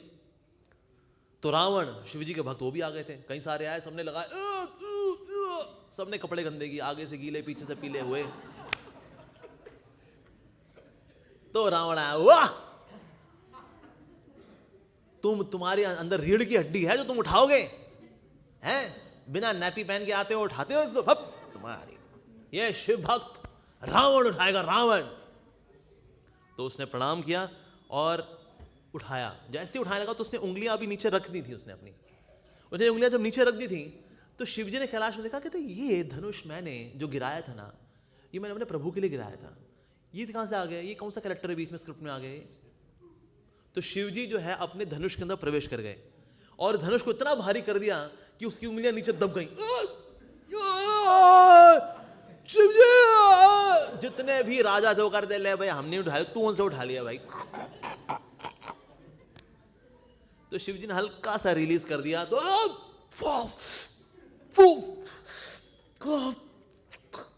कहते हो गया तुम्हारा त्रिलोकेश्वर रावण जी। इसके बाद श्री राम आए और उन्होंने बड़े आसानी से उठाकर प्रत्यंचा चढ़ाते हुए उसको तोड़ दिया। अब शिवजी इस वक्त इतने खुश हुए थे, he became so happy, very very happy, कि भाई ये शिव जी मेरा धनुष तोड़ा, मेरे प्रभु ने तोड़ा। वास्तव में इसका मतलब ये है, शिवजी जो है क्या करते हैं, संकर्षण पे ध्यान लगाते हैं। 11वें वर्ष में he is meditating on Sankarshan. Sankarshan is the destroyer of false ego. तो किसी को अगर अपना अहंकार तोड़ना हो अगर, तो उसको हरि के पास जाना चाहिए। हरि हैं जो अहंकार को तोड़ते हैं। ये अहंकार इज रिप्रेजेंटेड बाय द धनुष। धनुष को कोई नहीं उठा पाया, इस जगत में कोई अपने अहंकार को नहीं उठा पाता। अहंकार की सब सेवा ही कर रहे होते हैं, मैं। धनुष कोई नहीं उठा पाया, ये मैं का धनुष कोई नहीं उठा पाया। मैं, अहंकार का धनुष। अहंकार का धनुष अगर तोड़ते हैं तो ठाकुर जी तोड़ते हैं। तो श्री राम ने इसको उठा करके प्रत्यंचा चढ़ाते उसको तोड़ दिया, ये बताते हुए कि अगर अहंकार का धनुष तोड़ना है अगर, तो मेरी शरण में आना पड़ेगा, ऐसा। लेकिन ये धनुष किनसे आया? ये शिवजी से आया। वास्तव में ये शिवजी का धनुष है ये। लेकिन शिवजी का धनुष जो टूटा, सबसे अधिक हर्ष हुआ तो शिवजी को हुआ। पहले तो मैं सिर्फ गिराया था ये बताने के लिए, धनुष मेरा जो गिरा था ये बताने के लिए मेरे आराध्य है मेरे प्रभु। दूसरा मेरे प्रभु ने उसको तोड़ दिया और वो कारण बना जिससे कि उनका सीता में विवाह होगा। अरे अब तो सबसे ज्यादा हर्षित थे शिव जी। ये बहुत बढ़िया हो गया, बहुत बढ़िया हो गया जी। इसके बाद रावण को भगवान ने कोचिंग भी दी है। रावण ने क्या किया था, भगवान को उन्होंने ये भी एक वचन दिया था रावण ने शिव जी से कि अगर मैं कभी भी आपको बुलाऊं आप आना। शिव जी ने कहा ठीक है जी, जरूर आएंगे। तो उनको रुद्र वीणा दी थी। रुद्र वीणा जब भी बजाएंगे रावण तो शिव जी आएंगे। तो आए भी। उन्होंने कहा देखिए ये कुंभकर्ण वगैरह सबको मार मोड़ दिया है, ये पता नहीं वानर सेना कैसे जीत रही है, अब आप मेरी साइड से लड़ लो। अब आप, मैं चाहता हूं आप मेरी मदद करो। तो शिव जी ने कहा देखो तुम चाहते हो तुम्हारी मदद करूं? कहते हाँ। तो मेरी मदद है एक सुझाव के रूप में, सीता मैया को राम जी को वापस कर दो। अच्छा हाँ बात तो सही है वैसे। नहीं, सीता मैया को मैं सीता को वापस करूं? नेवर। तो शिव जी ने कहा तो तुम्हारा मरना निश्चित है। तो क्या आप लड़ेंगे नहीं? क्या आप राम जी से लड़ेंगे नहीं? क्या आप जाकर लड़ो ना, हरा दो ना राम जी को आप। शिव जी ने कहा देखो लड़ तो लूंगा ना, मरूंगा मैं ही, प्रभु है भाई। हालांकि वो भी नहीं मरेंगे, शिव जी भी जो है वो अजन्मे हैं, अविनाशी हैं। कहते नहीं। रावण ने कहा मैं सीता को कभी राम जी को वापस नहीं करूंगा। तो शिव जी ने कहा तो तुम्हारा मरना निश्चित है, हरे कृष्णा, ये बोल के चले गए शिव जी। तो जितने भी शिव जी के उपासक भी हैं ऐसे, वो शिव जी से ही मांग रहे होते हैं, उटपटांग चीजें ही मांग रहे होते हैं। शिव जी उनको चाहते भी हैं। सो दैट मीन्स जो शिव जी है उनका तत्व यही है। तो शिव जी बार बार अपने आप को ये दिखा रहे होते हैं कि किस तरह से he is always subordinate to Krishna. जैसे कि एक ब्रह्मांड पुराण के अंदर एक बहुत अच्छी कथा आती है, ये बैक टू गॉड मैगजीन में पब्लिश हुई थी, कि किस प्रकार से एक भस्मा विलोचन नाम का एक राक्षस था, उसके साथ शिव जी का युद्ध हुआ। और शिव जी के साथ जब इसका युद्ध हो रहा है तो उस वक्त क्या हुआ, अब शिव जी का उस वक्त कोई अस्त्र शस्त्र है नहीं, तो ध्यान लगाने वाले तो योगी है। तो अब ये खड़ा, अब ये भारी हो रहा है शिव जी के ऊपर। तो शिव जी ने उस वक्त जो है बिल्कुल वैसे खड़े होकर प्रार्थना की जैसे भक्त लोग मंगल आरती में प्रार्थना करते हैं ठाकुर जी के आगे। शुरू हो गए वो। उस वक्त स्वयं वहां कृष्ण प्रकट हुए।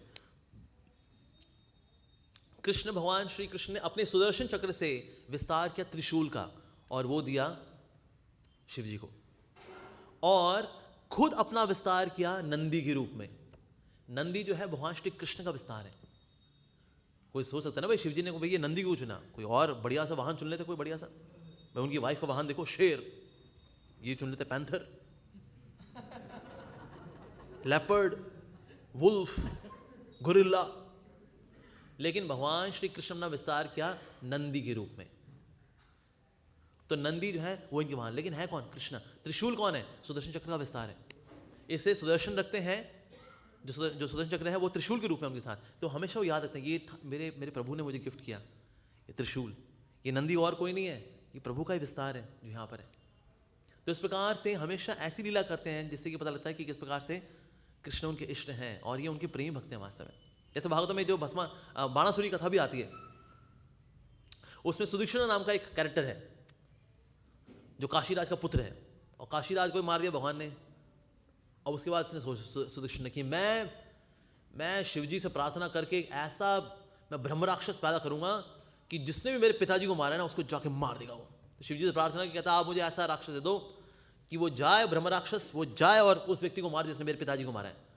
तो शिवजी कहते हैं ओके तथास्तु, विद कंडीशन, लेकिन उस व्यक्ति को नहीं मारेगा जिसने कभी ब्राह्मणों की सेवा की हुई है।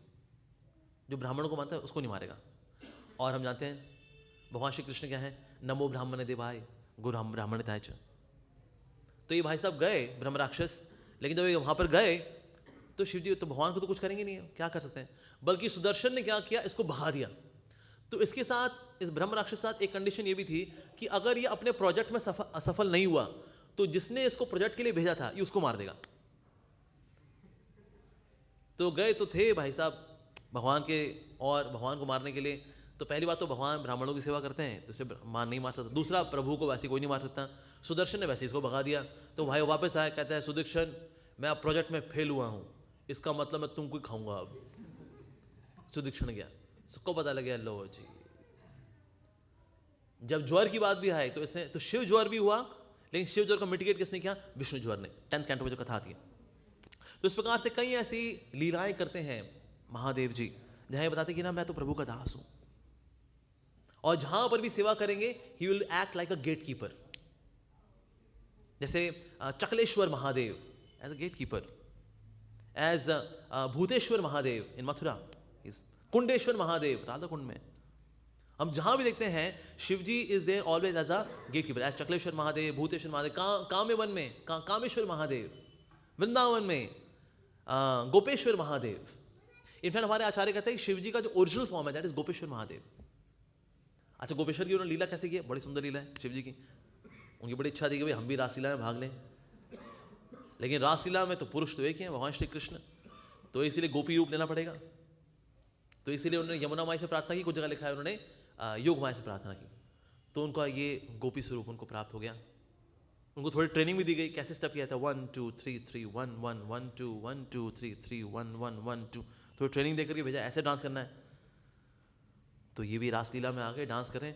तो जितनी गोपियां डांस कर रही हैं, तो डांस करते करते जो है वैसे तो कृष्ण के साथ रहती हैं, जितनी भी 100 बिलियन 100 बिलियन गोपीज हैं, एक्चुअली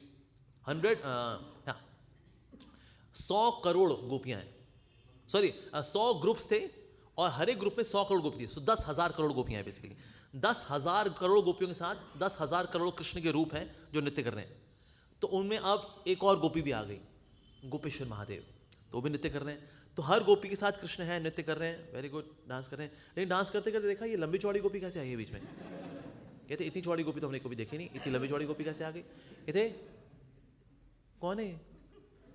तो ऐसे सब नृत्य तो कर रहे हैं कृष्ण के साथ, कहते बहुत लंबी चौड़ी गोपी है, इतनी लंबी चौड़ी हमने देखी।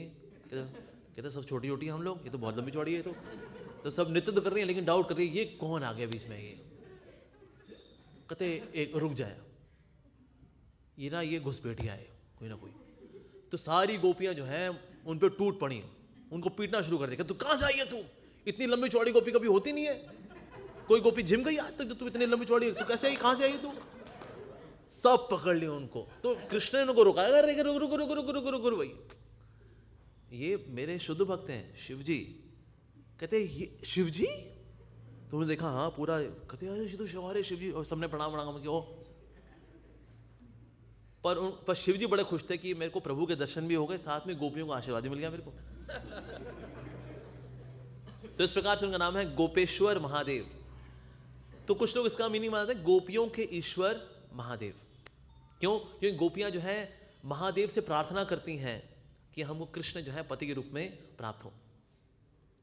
लेकिन गोपेश्वर महादेव का ये मतलब है गोपियां जिनकी ईश्वर हैं, जो गोपियों का आशीर्वाद देने के लिए आए थे रास मंडल में, रासलीला में, ऐसे हैं गोपेश्वर महादेव। तो इसलिए जो गोपेश्वर महादेव है उसका वो गोपियों को बहुत प्रिय है। ये गोपियां जो है इनसे प्रार्थना करती हैं जिस प्रकार से पार्वती को आप प्राप्त हो उस तरह से कृष्ण हमको प्राप्त हो जाए। अगर कोई कात्यायनी व्रत रखती हैं इसलिए रखते हैं कि ना हम कृष्ण प्राप्त हो जाए।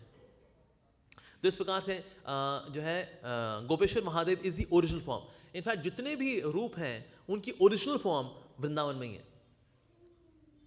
जैसे नारद मुनि की ओरिजिनल फॉर्म शिवास ठाकुर है, शिवास ठाकुर का विस्तार है नारद मुनि। हमने उल्टा सुना हुआ है, नारद मुनि बिकेम शिवास, है ना। हम यही जानते हैं शिव जी बने गोपेश्वर।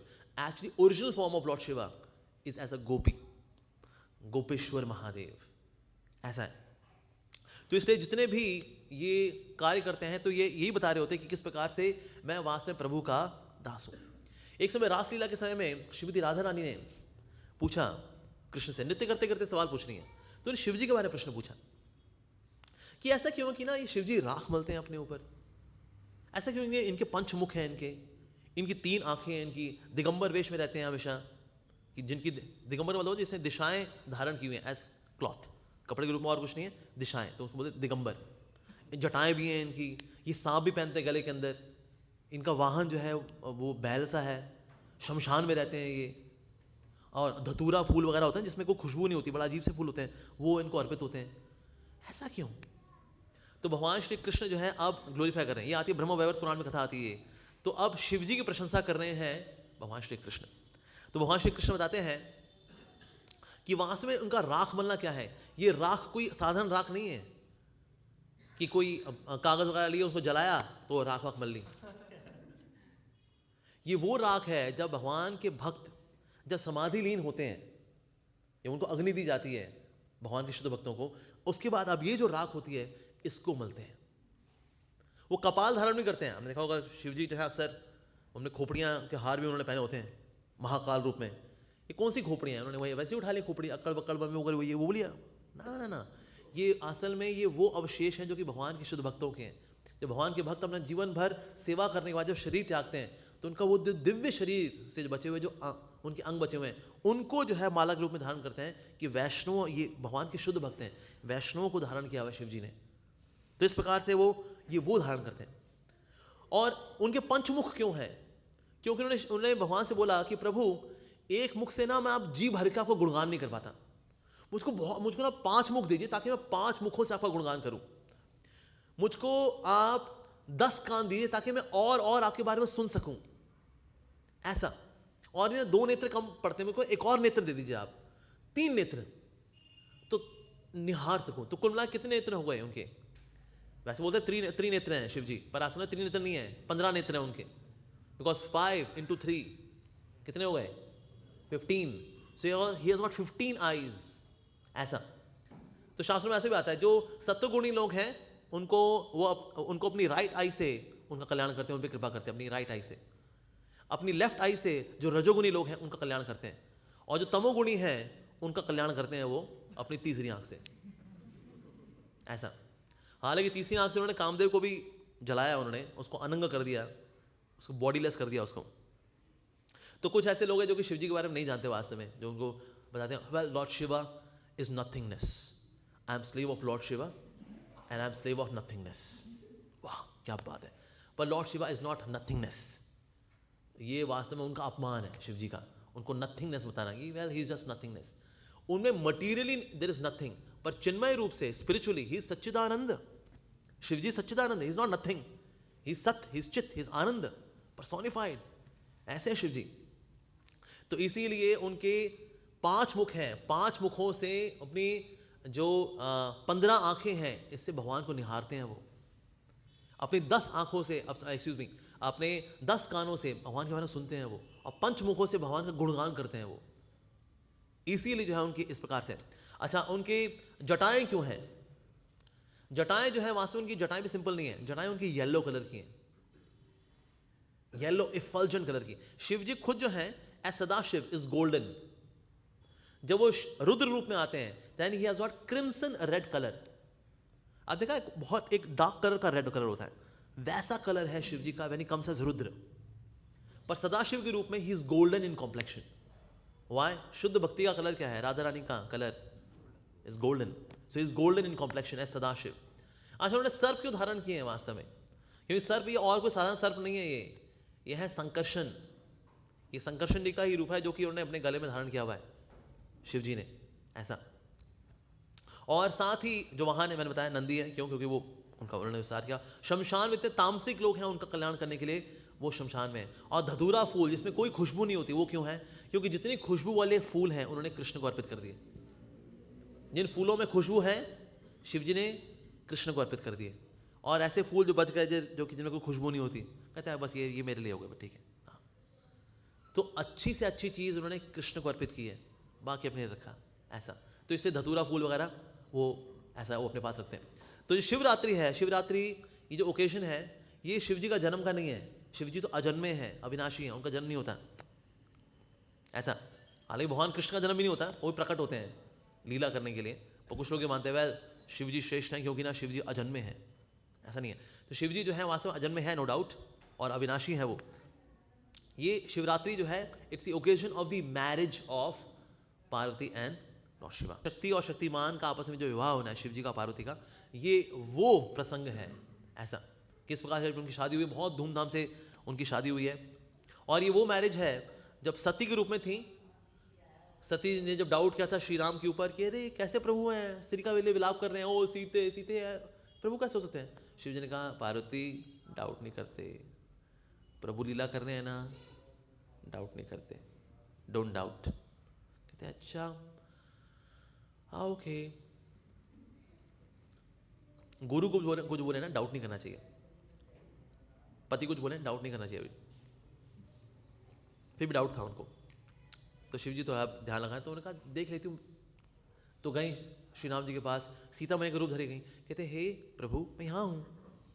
तो राम जी ने बोला अरे पार्वती जंगल में अकेली घूम रही हो, पति कहाँ तुम्हारे? तो वो लगता है मेकअप में लगता है कुछ कमी रह गई मेरी, वो वैसे ही थोड़ा रास्ता भटक गई थी, चली गई। लगता है मेकअप में कुछ कमी रह गई, इस बार अच्छे से मेकअप करके नदी में देखा आपने, हाँ पूरा एकदम झिंटक टकाटक। फिर पहुंच गए, कहते हे प्रभु आप मुझे ढूंढ रहे हैं? कहते अरे पार्वती तुम फिर यहाँ आ गई, पति कहाँ ऐसे अकेले नहीं घूमते? अब पता लग गया भाई मैं महामाया अच्छो घुमा दूं, ये व्यक्ति तुरंत पहचान लेता मेरे को, ये तो प्रभु ही हैं। साष्टांग दंडवत कर दिया उन्होंने।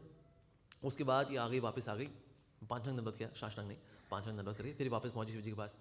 शिव जी ने कहा ले ली परीक्षा प्रभु की, लेकिन तुमने क्योंकि सीता मैया का रूप धरा और वो मेरी मैया है, इसलिए मैं तुमको अपनी पत्नी रूप में स्वीकार नहीं कर पाऊंगा। अब ये जो है this was just too much for her.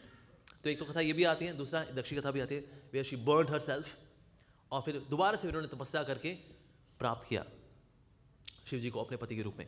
तो इस प्रकार से अब जो उनकी जो शादी हुई, विवाह हुई, दैट इज शिवरात्रि। ऐसी शिवरात्रि भी जो है कई तरह से मनाई जाती है। शिवरात्रि वो शिवरात्रि भी है जो कि पूरे साल मनाई जाती है, हर रोज शिवरात्रि होती है। जो लोग शिवरात्रि पूरे साल हर रोज नहीं कर सकते, फिर ये जो माघ का महीना आता है उसमें एक पूरा महीना हर रोज शिवरात्रि होती है। जो ये नहीं कर सकते उसमें 15 दिन जो कृष्ण पक्ष है उसमें शिवरात्रि का पालन किया जाता है। जो ये भी नहीं कर सकते फिर उनके लिए फिर ये आज का दिन होता है महाशिवरात्रि का, क्योंकि आज कम से कम आज आप शिव जी की उपासना पूजा अर्चना कर लें, उनका आशीर्वाद प्राप्त कर लें। तो शिव जी की उत्पत्ति कैसे हुई है, शचिपति वो बता रहे थे लास्ट ईयर, मैंने उनके लेक्चर से काफ़ी कुछ मैं लिया इसमें। तो जब भगवान श्री कृष्ण ने प्रकट किया, ब्रह्मा जी को प्रकट किया गोलोक वृंदावन में, ठीक है, जब ब्रह्मा जी को प्रकट किया और वहाँ शिव जी को प्रकट किया, कामदेव को प्रकट किया, सबको प्रकट किया वहाँ पर, ठीक है, धर्म को प्रकट किया, मूर्ति, तो धर्म की का विवाह हुआ, भगवान ने कहा आप मूर्ति से विवाह करिए। ओके जी, वेरी गुड। अच्छा, और जो ब्रह्मा जी हैं उनको बोला आप सावित्री से कर लीजिए, सरस्वती से आप विवाह करिएगा। अच्छा, कामदेव आप रति से विवाह कर लीजिए, ठीक है, वेरी गुड। अब शिव जी की बारी आई, तो उन्होंने कहा शिव जी आप, अगर प्रभु मेरे को शादी चक्कर में डालो, मैं योगी अच्छा हूँ, आप मेरे को शादी चक्कर में डालो। कहते क्यों, क्या हो गया? प्रभु मैं तो बस ये चाहता हूँ जन्मों जन्मों तक, मैं सैकड़ों कल्पों तक, करोड़ों कल्पों तक मैं आपकी उपासना करूं, आपका प्रसाद पाऊं, आपका नाम लूं, आपके बारे में श्रवण करूं। ये शादी वादी के चक्कर में मुझे मत डालो, मेरे को मैं ऐसा ही अच्छा हूं। भगवान का लेकिन ये सिंह वाहिनी है विवाह करने के लिए, ये बहुत अच्छी है, बहुत सती है, वो होंगी ना, लेकिन मेरे को इस पछड़े मत डालो शादी के। तो क्योंकि ना शादी का मतलब जब दिशा उल्टी हो जाती है तो शादी बन जाती है, दिशा शादी। तो इसलिए वहाँ मुझे चक्कर में मत डालो आप। भगवान ने कहा चलो ठीक है, तुम्हारी क्योंकि अगर यही इच्छा है तो तुम ठीक है, तुम शादी मत करो, तो तुम 100 करोड़ कल्पों तक तुम ऐसे ही रहना, तो मेरे बारे में श्रवण करना, ध्यान करना, प्रसाद पाना, हरि कथा करना, यही करना 100 करोड़ कल्पों तक। उसके बाद तुम फिर सिंह वाहिनी से शादी करना। सिंह वाहिनी कौन है? जो सिंह पे वाहन करनी है, पार्वती। तो फिर इसलिए फिर भगवान ने उनकी इच्छा पूरी भी कर दी। 100 करोड़ कल्पों तक फिर शिव जी जो है इस तरह से ब्रह्मचारी रूप में भले हैप्पीली रहे। सो he was happily unmarried and then got happily married, इस तरह से। तो इस प्रकार से उनका विवाह हुआ सिंह वाहिनी पार्वती माँ के साथ। तो सिंह बच्चों, तो गौरी जो है उनकी इटर्नल एसोसिएट है हमेशा, क्योंकि शक्ति शक्तिमान हमेशा साथ रहते हैं। राधा कृष्ण, लक्ष्मी नारायण, सीता राम और गौरी शंकर। तो शक्ति शक्तिमान हमेशा साथ साथ रहते हैं। So there is no love triangle, there is love parallel. Love जो है ये क्या है? पैरेलल है। राधा कृष्ण, रुक्मी द्वारकाधीश, लक्ष्मी नारायण, सीताराम, गौरी शंकर, पैरेलल। शक्ति शक्तिमान, शक्ति शक्तिमान, शक्ति शक्तिमान, शक्ति शक्तिमान, शक्ति शक्तिमान। शक्ति और शक्तिमान कभी अलग नहीं होते। तो इस प्रकार से उनका विवाह संपन्न हुआ। तो ये बात आती है कि क्या हमें शिवरात्रि पे व्रत रखना चाहिए? इसमें कोई खराबी नहीं है। अगर कोई शिवरात्रि पे कोई वैष्णव व्रत रखता है, कोई खराबी नहीं। हालांकि हमारे ये व्रत हमारे गौड़ी वैष्णव के लिखा नहीं है कि हमें व्रत रखना चाहिए, लेकिन अगर कोई रखता है इसमें कोई खराबी नहीं है कि हमने व्रत रखा, शिव जी से आशीर्वाद मांगा कि शिव जी हमारा अहंकार नष्ट हो, हमें प्रेम भक्ति प्राप्त हो, इसमें कोई खराबी नहीं। That we can certainly do that. तो इस प्रकार शिवरात्रि का बहुत ही शुभ दिन है। और शिवरात्रि जो है हमारे लिए विशेष इसलिए बिकॉज शिव जी जो है हमारे लिए परम वैष्णव है, महान वैष्णव है। और जो 4 वैष्णव संप्रदाय हैं उनमें से एक के जो एचओडी हैं वो शिव जी भी हैं। एक समय शिव जी जो है कीर्तन भी कर रहे थे, और कीर्तन कर रहे थे, उन्होंने देखा तो कीर्तन कर रहे तो ना उनकी वाइफ ने देखा इनकी आंखों बहुत अश्रु आ रहे हैं। कहते हैं पतिदेव आपकी आंखों में ऐसे अश्रु, मुझको बताइए मैं ऐसा क्या नाम लूँ जिससे मेरी आंखों में अश्रु आए? क्या तुम राम नाम लो।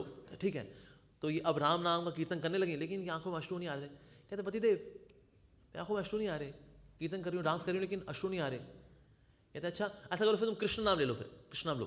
कृष्ण नाम लिया उन्होंने, कृष्ण नाम का कीर्तन भी किया, लेकिन कहते हैं अश्रु नहीं आ रहे। आपके अश्रु आ रहे हैं, आप नृत्य कर रहे हो, आपके अश्रु आ रहे हैं, मेरे नहीं आ रहे।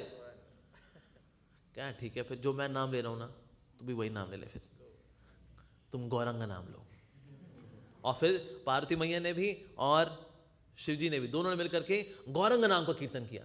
और गौरंग नाम का कीर्तन करते करते फिर क्या हुआ, शिव जी की आंखों से भी अश्रु बह रहे हैं, पार्वती मैया की भी आंखों से आंसू बह रहे हैं। गौरंगा गौरंगा गौरंगा गौरंगा। इस प्रकार से शिव जी और पार्वती ने गौरंग नाम का कीर्तन करके जो है प्रेम अश्रु उनकी आंखों से बह रहे हैं। इस प्रकार से तो शिव जी से हमें प्रार्थना करनी चाहिए इस प्रकार से।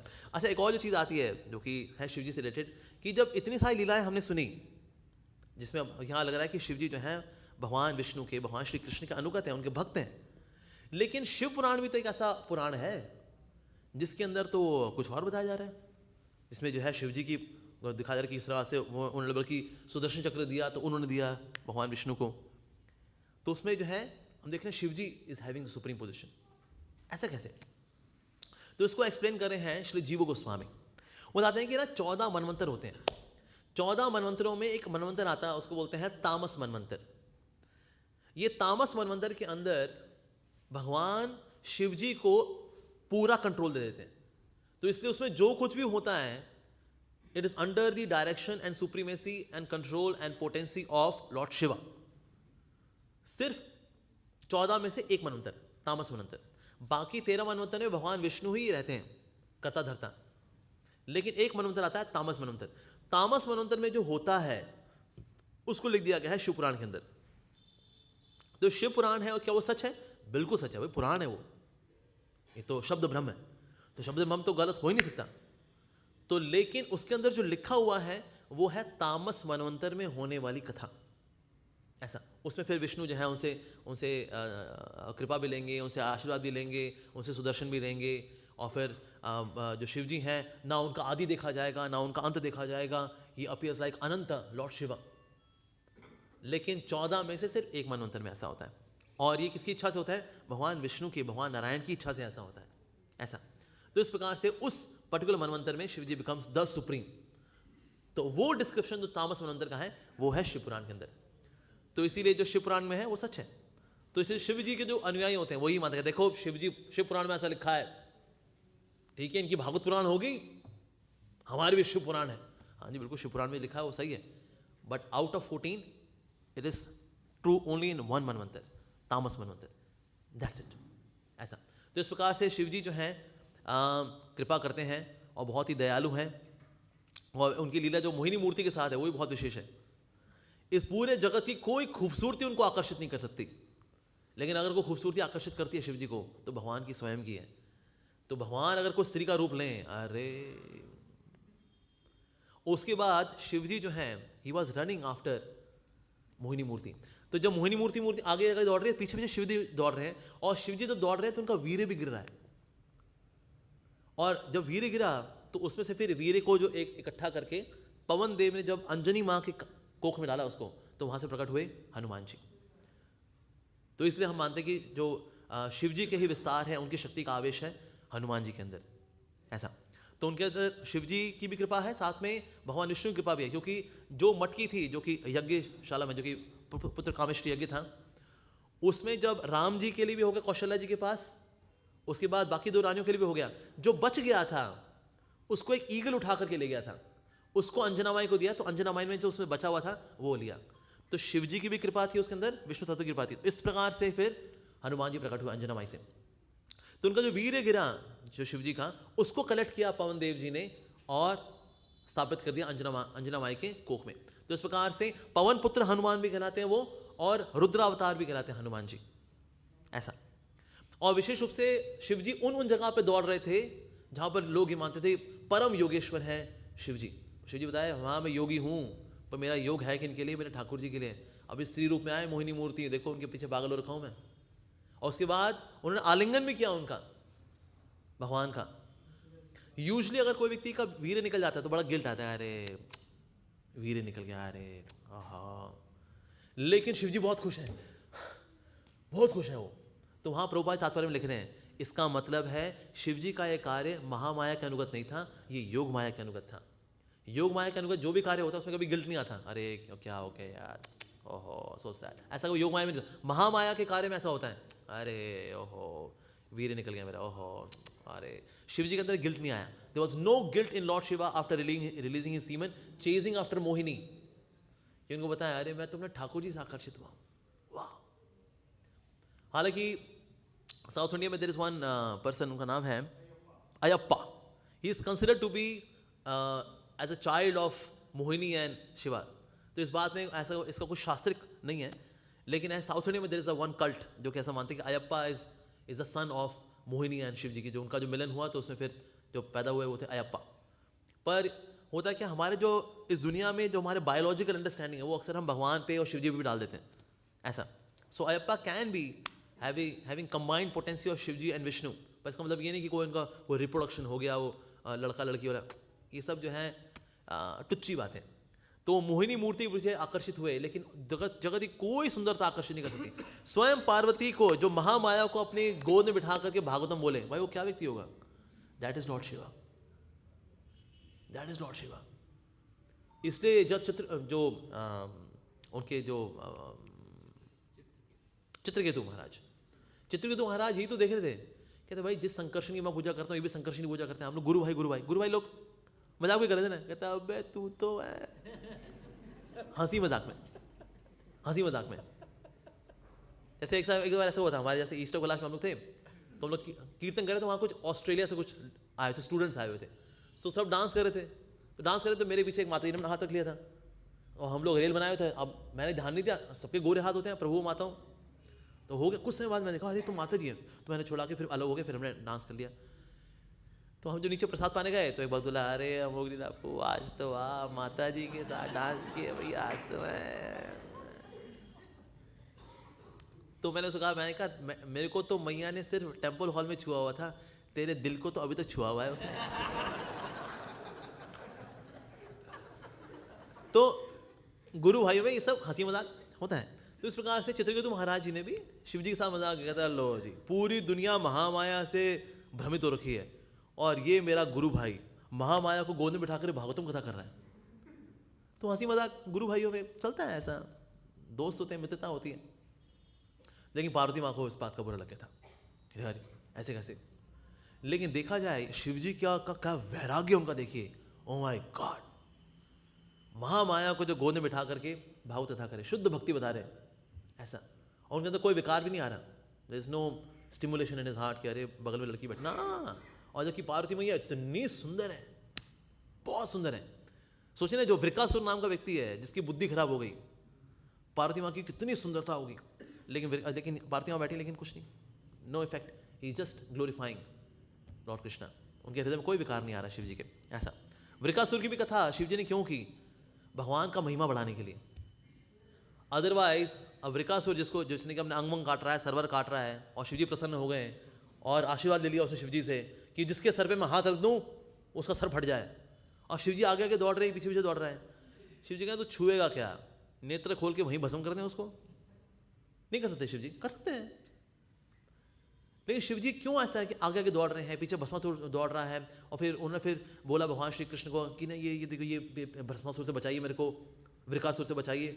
और फिर उसके बाद भगवान ब्रह्मचारी के रूप में आते हैं और भगवान कहते हैं अरे क्या तुम शमशान में रहने वाले आदमी के ऊपर डिपेंड कर रहे हो यार, कुछ नहीं होता हाथ वाथ रखने से, अपने सर पे रख के देख ले। कहता हाँ बात तो सही है, थाड़। तो लेकिन यहाँ महिमा बढ़ा रहे हैं वो अपने ठाकुर जी की, नहीं तो अदरवाइज वृकासुर जैसे क्या टुच्चे आदमियों को मारने के लिए क्या वो भागेंगे शिव जी ना। लेकिन वो देखते हैं कि ना किस तरह से मुझे मौके मिले जिससे कि मैं भगवान का गुणगान और बढ़ा सकूं, कृष्ण का गुणगान और बढ़ा सकूं, इसलिए आगे आगे दौड़ रहे हैं। ये तो क्या औकात है उसकी, वृकासुर की, क्योंकि ये तो स्वयं प्रभु है, he is God actually, Shiv ji is God. जो हम सेकंड ऑफेंस हम करते हैं ना चर्चा, दूसरा नाम अपराध क्या है वो? शिव और ब्रह्मा को भगवान नाम के समान अथवा उनसे स्वतंत्र समझना। इसमें ब्रह्मा जी का तो समझ में आता है, जो शिव जी की ना एक अलग अंडरस्टैंडिंग है इसके अंदर एक्चुअली। जो दूसरा नाम अपराध है, वास्तव में इनको कृष्ण से अलग नहीं समझना चाहिए हमें, वो अपराध है। तत्व में जो है ये ही इज एक्चुअली भक्तावतार, ये अवतार है, ये भगवान के अवतार है ये शिव जी। तो कभी कभी बोल देते हैं कि देवी देवताओं में आते, पर शिव जी एक्चुअली देवी देवताओं में नहीं आते शिव जी, इनसे ऊपर स्थान है इनका। सो इसीलिए हमें भगवान से उन्हें अभिन्न मानना चाहिए, ये प्रभु ही हैं, बड़े विशेष अवतार में आए हैं शिव जी, ऐसा तो आए हैं लेकिन भक्त रूप में ऐसा। तो सेकंड ऑफेंस में जो ब्रह्मा जी के साथ जो अंडरस्टैंडिंग है वो अलग है कि भगवान से स्वतंत्र नहीं मानना चाहिए उनको, लाइक दैट, क्योंकि वो जीवा कैन बिकम ब्रह्मा बट जीवा कैन नॉट बिकम शिवा। तो शिव जी को हमें मानना चाहिए कि ये प्रभु से अभिन्न है। That is the meaning of second offence. अगर नहीं मानते वो शिव जी यहाँ शिव जी क्या है ना, वो तो शमशान में रहते थे, अगर कोई ऐसा मानता है शिव जी के बारे में, खत्म हो जाएगा वो व्यक्ति। वैष्णव अपराध है ये, वैष्णव अपराध है।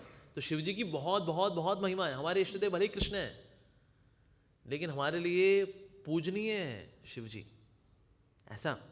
तो बहुत ही श्रेष्ठ स्थान है उनका, शिव जी का। तो इसलिए हमें जो है शिव जी से प्रार्थना करनी चाहिए आज के दिन। अगर कोई इवन जाने अनजाने भी अगर प्रार्थना करता है शिव जी से, Shiv ji is known as Ashutosh, जल्दी प्रसन्न हो जाते हैं वो, ऐसे हैं शिव जी, बहुत जल्दी प्रसन्न हो जाते हैं, जल्दी क्रुद्ध भी होते हैं और जल्दी प्रसन्न भी हो जाते हैं। जल्दी देखो, जो जल्दी क्रोधित होते हैं ना, जल्दी मानते नहीं है वो, ऐसा नहीं। शिव जी तुरंत प्रसन्न भी हो जाते हैं। इसका मतलब वो इन सबके परे है, वास्तव में उनका स्वभाव जो है सबके परे है। जैसे महाभारत में कथा आती, विष्णुदेव जी बता रहे हैं, बड़ी सुंदर कथा बता रहे हैं। देयर वाज वन पर्सन, उनका नाम था सुस्वर, उसने व्रत रखा हुआ था शिवरात्रि का।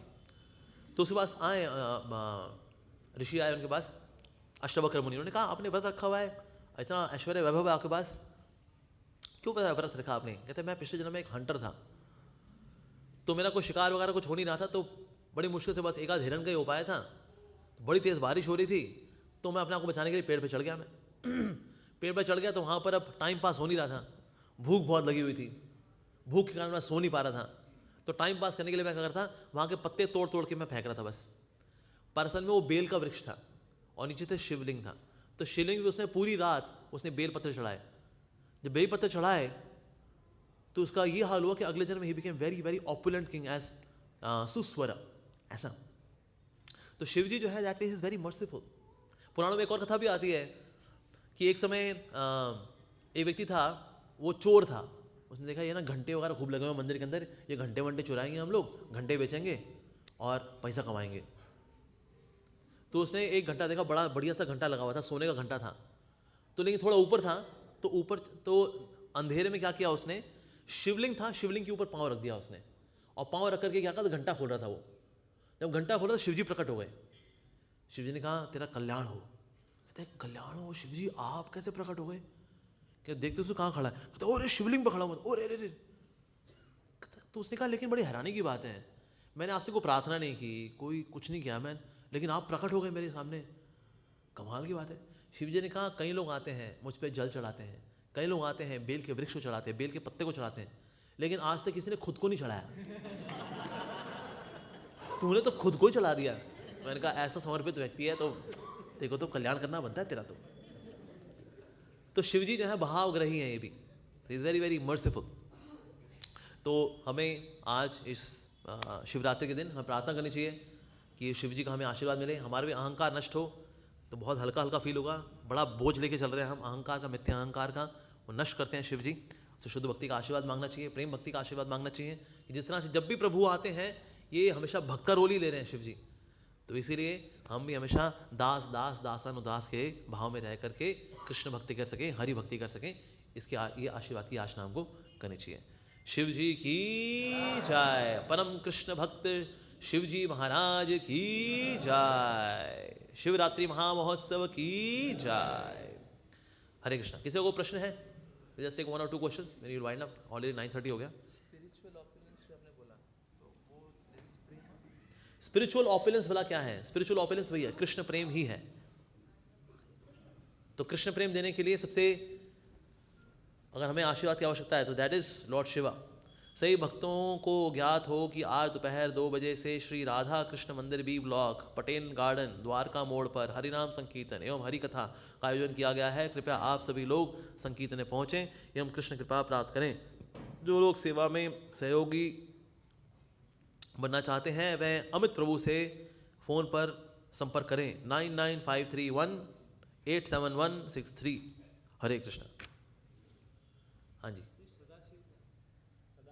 सदाशिव जो है ही इज इन सदाशिव लोक, जो कि कैलाश धाम है। बताया ना, जो कैलाश धाम है उसका ऊपर का पार्ट इस कैलाश धाम, नीचे का धाम इस महाकाल धाम। जो सदाशिव है इस विष्णु तत्व, सदाशिव इज विष्णु तत्व। और बेसिकली सदाशिव है कौन? जब भगवान महाविष्णु ग्लैंस करते हैं प्रकृति के ऊपर, ये जो ग्लैंस है इस सदाशिव, ये जो ग्लैंस है, इस ग्लैंस में ही जीव एंड शिवजी, एक है काल विच एजिटेट्स मटेरियल नेचर, दूसरे से जीवास। सो जीवास they enter through Lord Shiva into the प्रकृति। So that is Sadashiv. और सदाशिव का प्रतिरूप कहां पर है? कैलाश धाम। ये तो यह है कैलाश मानसरोवर।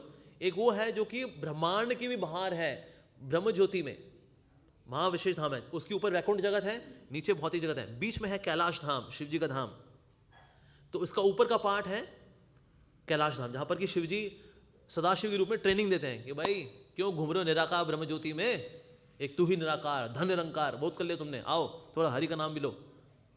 इनको हरिनाम संकीर्तन में लगा करके हरि कथा करा के ट्रेनिंग देना, that is Sadashiv. Sadashiv comes to this world as Shankar, as Shiva, और ध्वंस करने का कार्य करते हैं एज रुद्र। ऐसा तो original form of Lord Shiva is Vishnu तत्व, Sadashiv, golden complexion. Shivji in this world is crimson red complexion, dark red ऐसा। हाँ यस प्रभु। नहीं, स्वयंभू का मतलब होता है स्वयं प्रकट, शंभु ही शंभु, उनका नाम रुद्र भी है, रुलाने वाले। शिवजी जो है वो रुलाने वाले हैं। जो लोगों से भौतिक इच्छाएं मांगते हैं उनको तथास्तु करते हैं, ये लोग रोएंगे, अपनी उन भौतिक इच्छाओं की वजह से रोएंगे। रुद्र रुलाने वाले।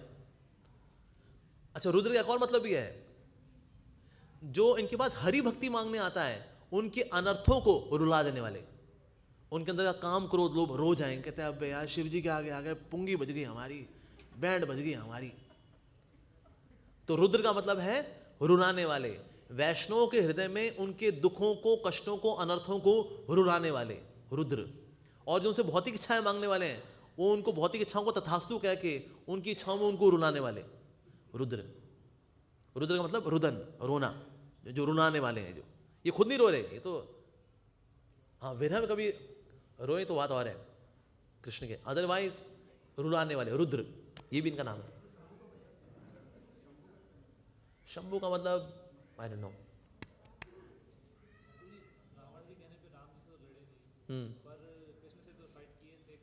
कृष्ण से फाइट किए, बिल्कुल किए, बाणासुर के साथ ज्वाइन किए, पर हुआ क्या? शिव ज्वर छोड़े, उसका विष्णु जी ने विष्णु ज्वर छोड़ दिया और वो इनके शिव ज्वर को मिटिगेट कर गया। तो ये दिखा दे, देखो हम हार गए। ये लड़ते भी इसलिए हैं, हारने के लिए, हारने के लिए लड़ते हैं, तब बता दे देखो हम हार गए भाई। तो जितने शिव भक्त हो, आज हरि भक्त हो जाओ तुम लोग, देखो हम तो हार गए। और हार के जीतने वाले को शुद्ध भक्त बोलते हैं। हाँ जी सर। हाँ बहुत, यस। जो दूध का जो विकार है दही है ना, दूध का जो विकार है दही है। तो दूध इज कृष्णा, जो दही है लॉर्ड शिवा। लेकिन दूध से दही आता है, लेकिन दही से दूध नहीं आता है। तो ये यूनी डायरेक्शनल ट्रांसफॉर्मेशन है ऐसा। तो भगवान से आ रहे हैं शिव जी, पर शिव जी से भगवान नहीं आते।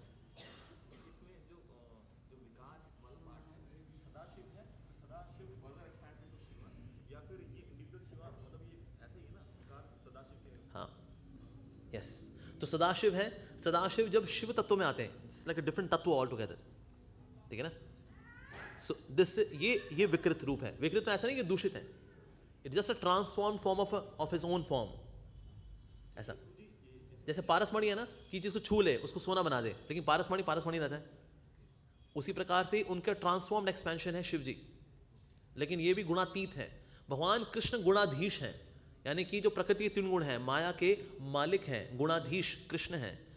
शिव जी गुणातीत हैं, यानी माया के मालिक तो नहीं है, लेकिन माया से दूषित भी नहीं है, पवित्र हैं, गुणातीत हैं। जो गुरुजन है श्रील प्रभुपाद हैं, गुणातीत हैं।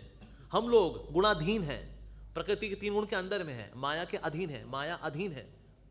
लेकिन शिव जी मायातीत हैं, माया के परे हैं, शुद्ध हैं, पवित्र हैं। कृष्ण मायाधीश हैं, माया के मालिक हैं। ऐसा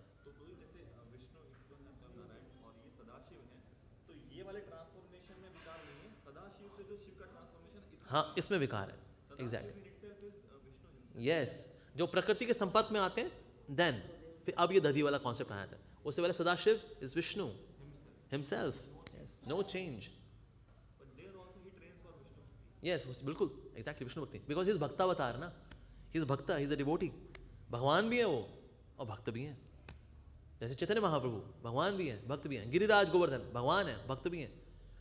ऐसा भरत लक्ष्मण भगवान है, भक्त भी हैं। शत्रुघ्न सब भक्त हैं, भगवान भी हैं, विष्णु तत्व हैं सब। ठीक, और कोई सवाल किसी का? हाँ यस प्रभु।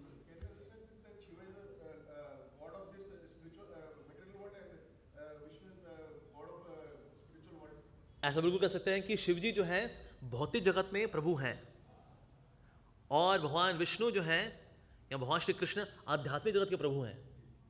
लेकिन भौतिक जगत आया कहां से है? आध्यात्मिक जगत से। तो ओवरऑल प्रभु तो कौन हुए फिर? विष्णु ही हुए। लेकिन भौतिक जगत के प्रभु कौन? शिव जी। तो शिव जी जब यहां पर ताला खोलेंगे तो हम ब्रह्मांड से, भौतिक जगत से बाहर निकल पाएंगे। अब आध्यात्मिक जगत में एंट्री भी तो मारनी है, वो गेट खोलेंगे कृष्ण। तो भौतिक जगत से निकलने के लिए शिव जी की हेल्प चाहिए, आध्यात्मिक जगत में प्रवेश करने के लिए विष्णु की हेल्प चाहिए, कृष्ण की हेल्प चाहिए। ऐसा तो दो दरवाजे हैं, एक भौतिक जगत का दरवाजा यहां से क्विट करने के लिए, आध्यात्मिक जगत का दरवाजा वहां एंट्री मारने के लिए। तो यहां से क्विट करेंगे हम शिव जी की कृपा से, और धाम में प्रवेश करेंगे हम कृष्ण की कृपा से। ऐसा तो दोनों चाहिए। यस ठीक है। और कोई सवाल किसी का? Last question.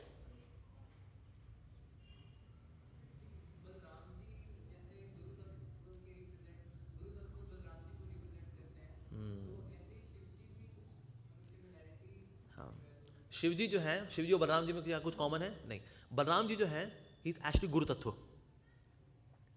He is supreme personality of सर्विटोर God head, that is Balram ji. ठीक है नहीं? उस तरह शिव जी जो है he is not exactly like Vishnu, as Balram ji is supreme personality of सर्विटोर God head, पर उनकी सेवा भी वही है, लेकिन जीवात्मा को भगवान के नजदीक लेकर के आना, but in a different way. तामसिक लोगों को लेकर के आना, वही कार्य करते हैं। यस वैष्णव प्रभु। मायावाद जो है, मायावादी है, उनको की कृपा होगी तो शायद भक्ति की और yes So is it better to be a Mayavadi or to be a Nastik? Which one is better? Okay, which one is better, नास्तिक होना या मायावादी होना? नास्तिक होना बेटर। क्या है, निराकारवादी होना या नास्तिक होना? नास्तिक होना। नास्तिक होना मतलब आपकी स्लेट खाली है, उस पर ना निराकार है ना साकार है, उस पर कोई आकार नहीं है, स्लेट खाली। कहते हैं जो लिखना है लिख दो इस पर जी, ठीक है। लेकिन जो ब्रह्मवादी उसने बहुत कुछ लिखा हुआ है, तत्वम असि, अहम ब्रह्मास्मि, प्रज्ञानम ब्रह्म, ये सब उसने लिखा हुआ है। तो पहले तो डस्ट से वो साफ करना पड़ेगा। कहता सर ये पहले मिटाएंगे इसको, फिर उस पर हरे कृष्णा लिख पाएंगे। तो इसीलिए अगर बोले निराकारवादी नास्तिक होने में बेटर क्या है, बेटर है नास्तिक। नास्तिक का क्या होता है, स्लेट खाली उसकी, कहता है I have the philosophy of having no philosophy, that is नास्तिक। लेकिन जो मायावादी होते हैं, निराकारवादी होते हैं, इन्होंने अपने नास्तिकवाद को बड़ा फिलोसफाइज भी किया हुआ है। ऐसा तत् त्वम असि, तुम वही हो, ये नहीं बताएंगे तुम उन्हीं के हो, ये बताना चाहिए। तत्वम असि का एक्चुअल मतलब क्या है, तुम उन्हीं के हो, तत्वम असि, तुम उन्हीं के हो। पर मायावादी कहता है तुम वही हो, ऐसा। अहम ब्रह्मास्मि, हम सब ब्रह्म हैं, ऐसा। तो इसीलिए फिर पहले तो ये सब साफ करना पड़ेगा। बिल्कुल सर अहम ब्रह्मास्मि है, बट अहम परम ब्रह्मास्मि नहीं है, परम ब्रह्म तो कृष्ण है ना, तो ये बताना पड़ेगा। तो पहले ये स्लेट खाली करनी पड़ेगी, ऐसा। मायावादी उनको भी कभी बहुत जन्मों के बाद चांस मिलता है कि वो भक्ति में आ पाए। बिल्कुल, जो मायावादी हैं क्या उनको चांस मिलता है कि वो भक्ति में आ सकें? बिल्कुल चांस मिलता है, बिल्कुल चांस मिलता है। जब वैष्णव संघ में आएंगे बिल्कुल दे गेट ट्रांसफॉर्म्ड। ऐसे ना के बराबर एग्जाम्पल्स हैं, ऑलमोस्ट जीरो एग्जाम्पल्स हैं वेयर वैष्णव बिकेम अ मायावादी। पर ऐसे सैकड़ों एग्जाम्पल्स हैं कि निराकारवादी ब्रह्मवादी भक्त बन गए। नंबर 1 टेस्टिमनी है 4 कुमार, शुकदेव गोस्वामी, पहले सब निराकारवादी थे, ब्रह्म वाले थे, ब्रह्मलीन वाले थे, ब्रह्म साक्षात्कार वाले थे, पर दे joined the camp of bhaktas, Hari भक्ता। ये कोई हल्के बुल्के नहीं है शुकदेव गोस्वामी और चतुष कुमार, मतलब ये हीरोज हैं निराकारवादियों के। नंबर 1 ब्रांड एम्बेसडर्स हैं उनके, उनके ब्रांड एम्बेसडर हरि भक्ति में आ गए। अल्लो जी। लेकिन कोई हरि भक्ति कर रहा हो, निराकारवादी हो गया हो, नहीं हुआ। Only and only hyper offensive people, बहुत ज्यादा जिन्होंने अपराधों की झड़ियां लगा दी हो, ऐसे लोग वैष्णविज्म छोड़ करके निराकारवाद की ओर गए। अदरवाइज कोई नहीं जाता, कोई नहीं जाता। हायर टेस्ट छोड़ के लोअर टेस्ट में कौन जाएगा? वही जाएगा जिसने अपराध किए। नहीं तो शुकदेव गोस्वामी, चतुष कुमार ये हायर टेस्ट में आ गए, लोअर टेस्ट की ओर नहीं आए, फिर अभी हरिभक्त हो गए, ऐसा। जैसे मायावादी जो हैं दे बिकम वैष्णवास बनते हैं, क्योंकि कितना करेंगे, ब्रह्म ब्रह्म ब्रह्म, निराकार ब्रह्म, निराकार ब्रह्म की जय। सो हम सो जाओ। सोहम इज सो बोरिंग। सोहम मैं वही हूँ, मैं वही हूँ, मैं वही हूँ, मैं वही हूँ, मैं वही हूँ, सोहम सो जाओ।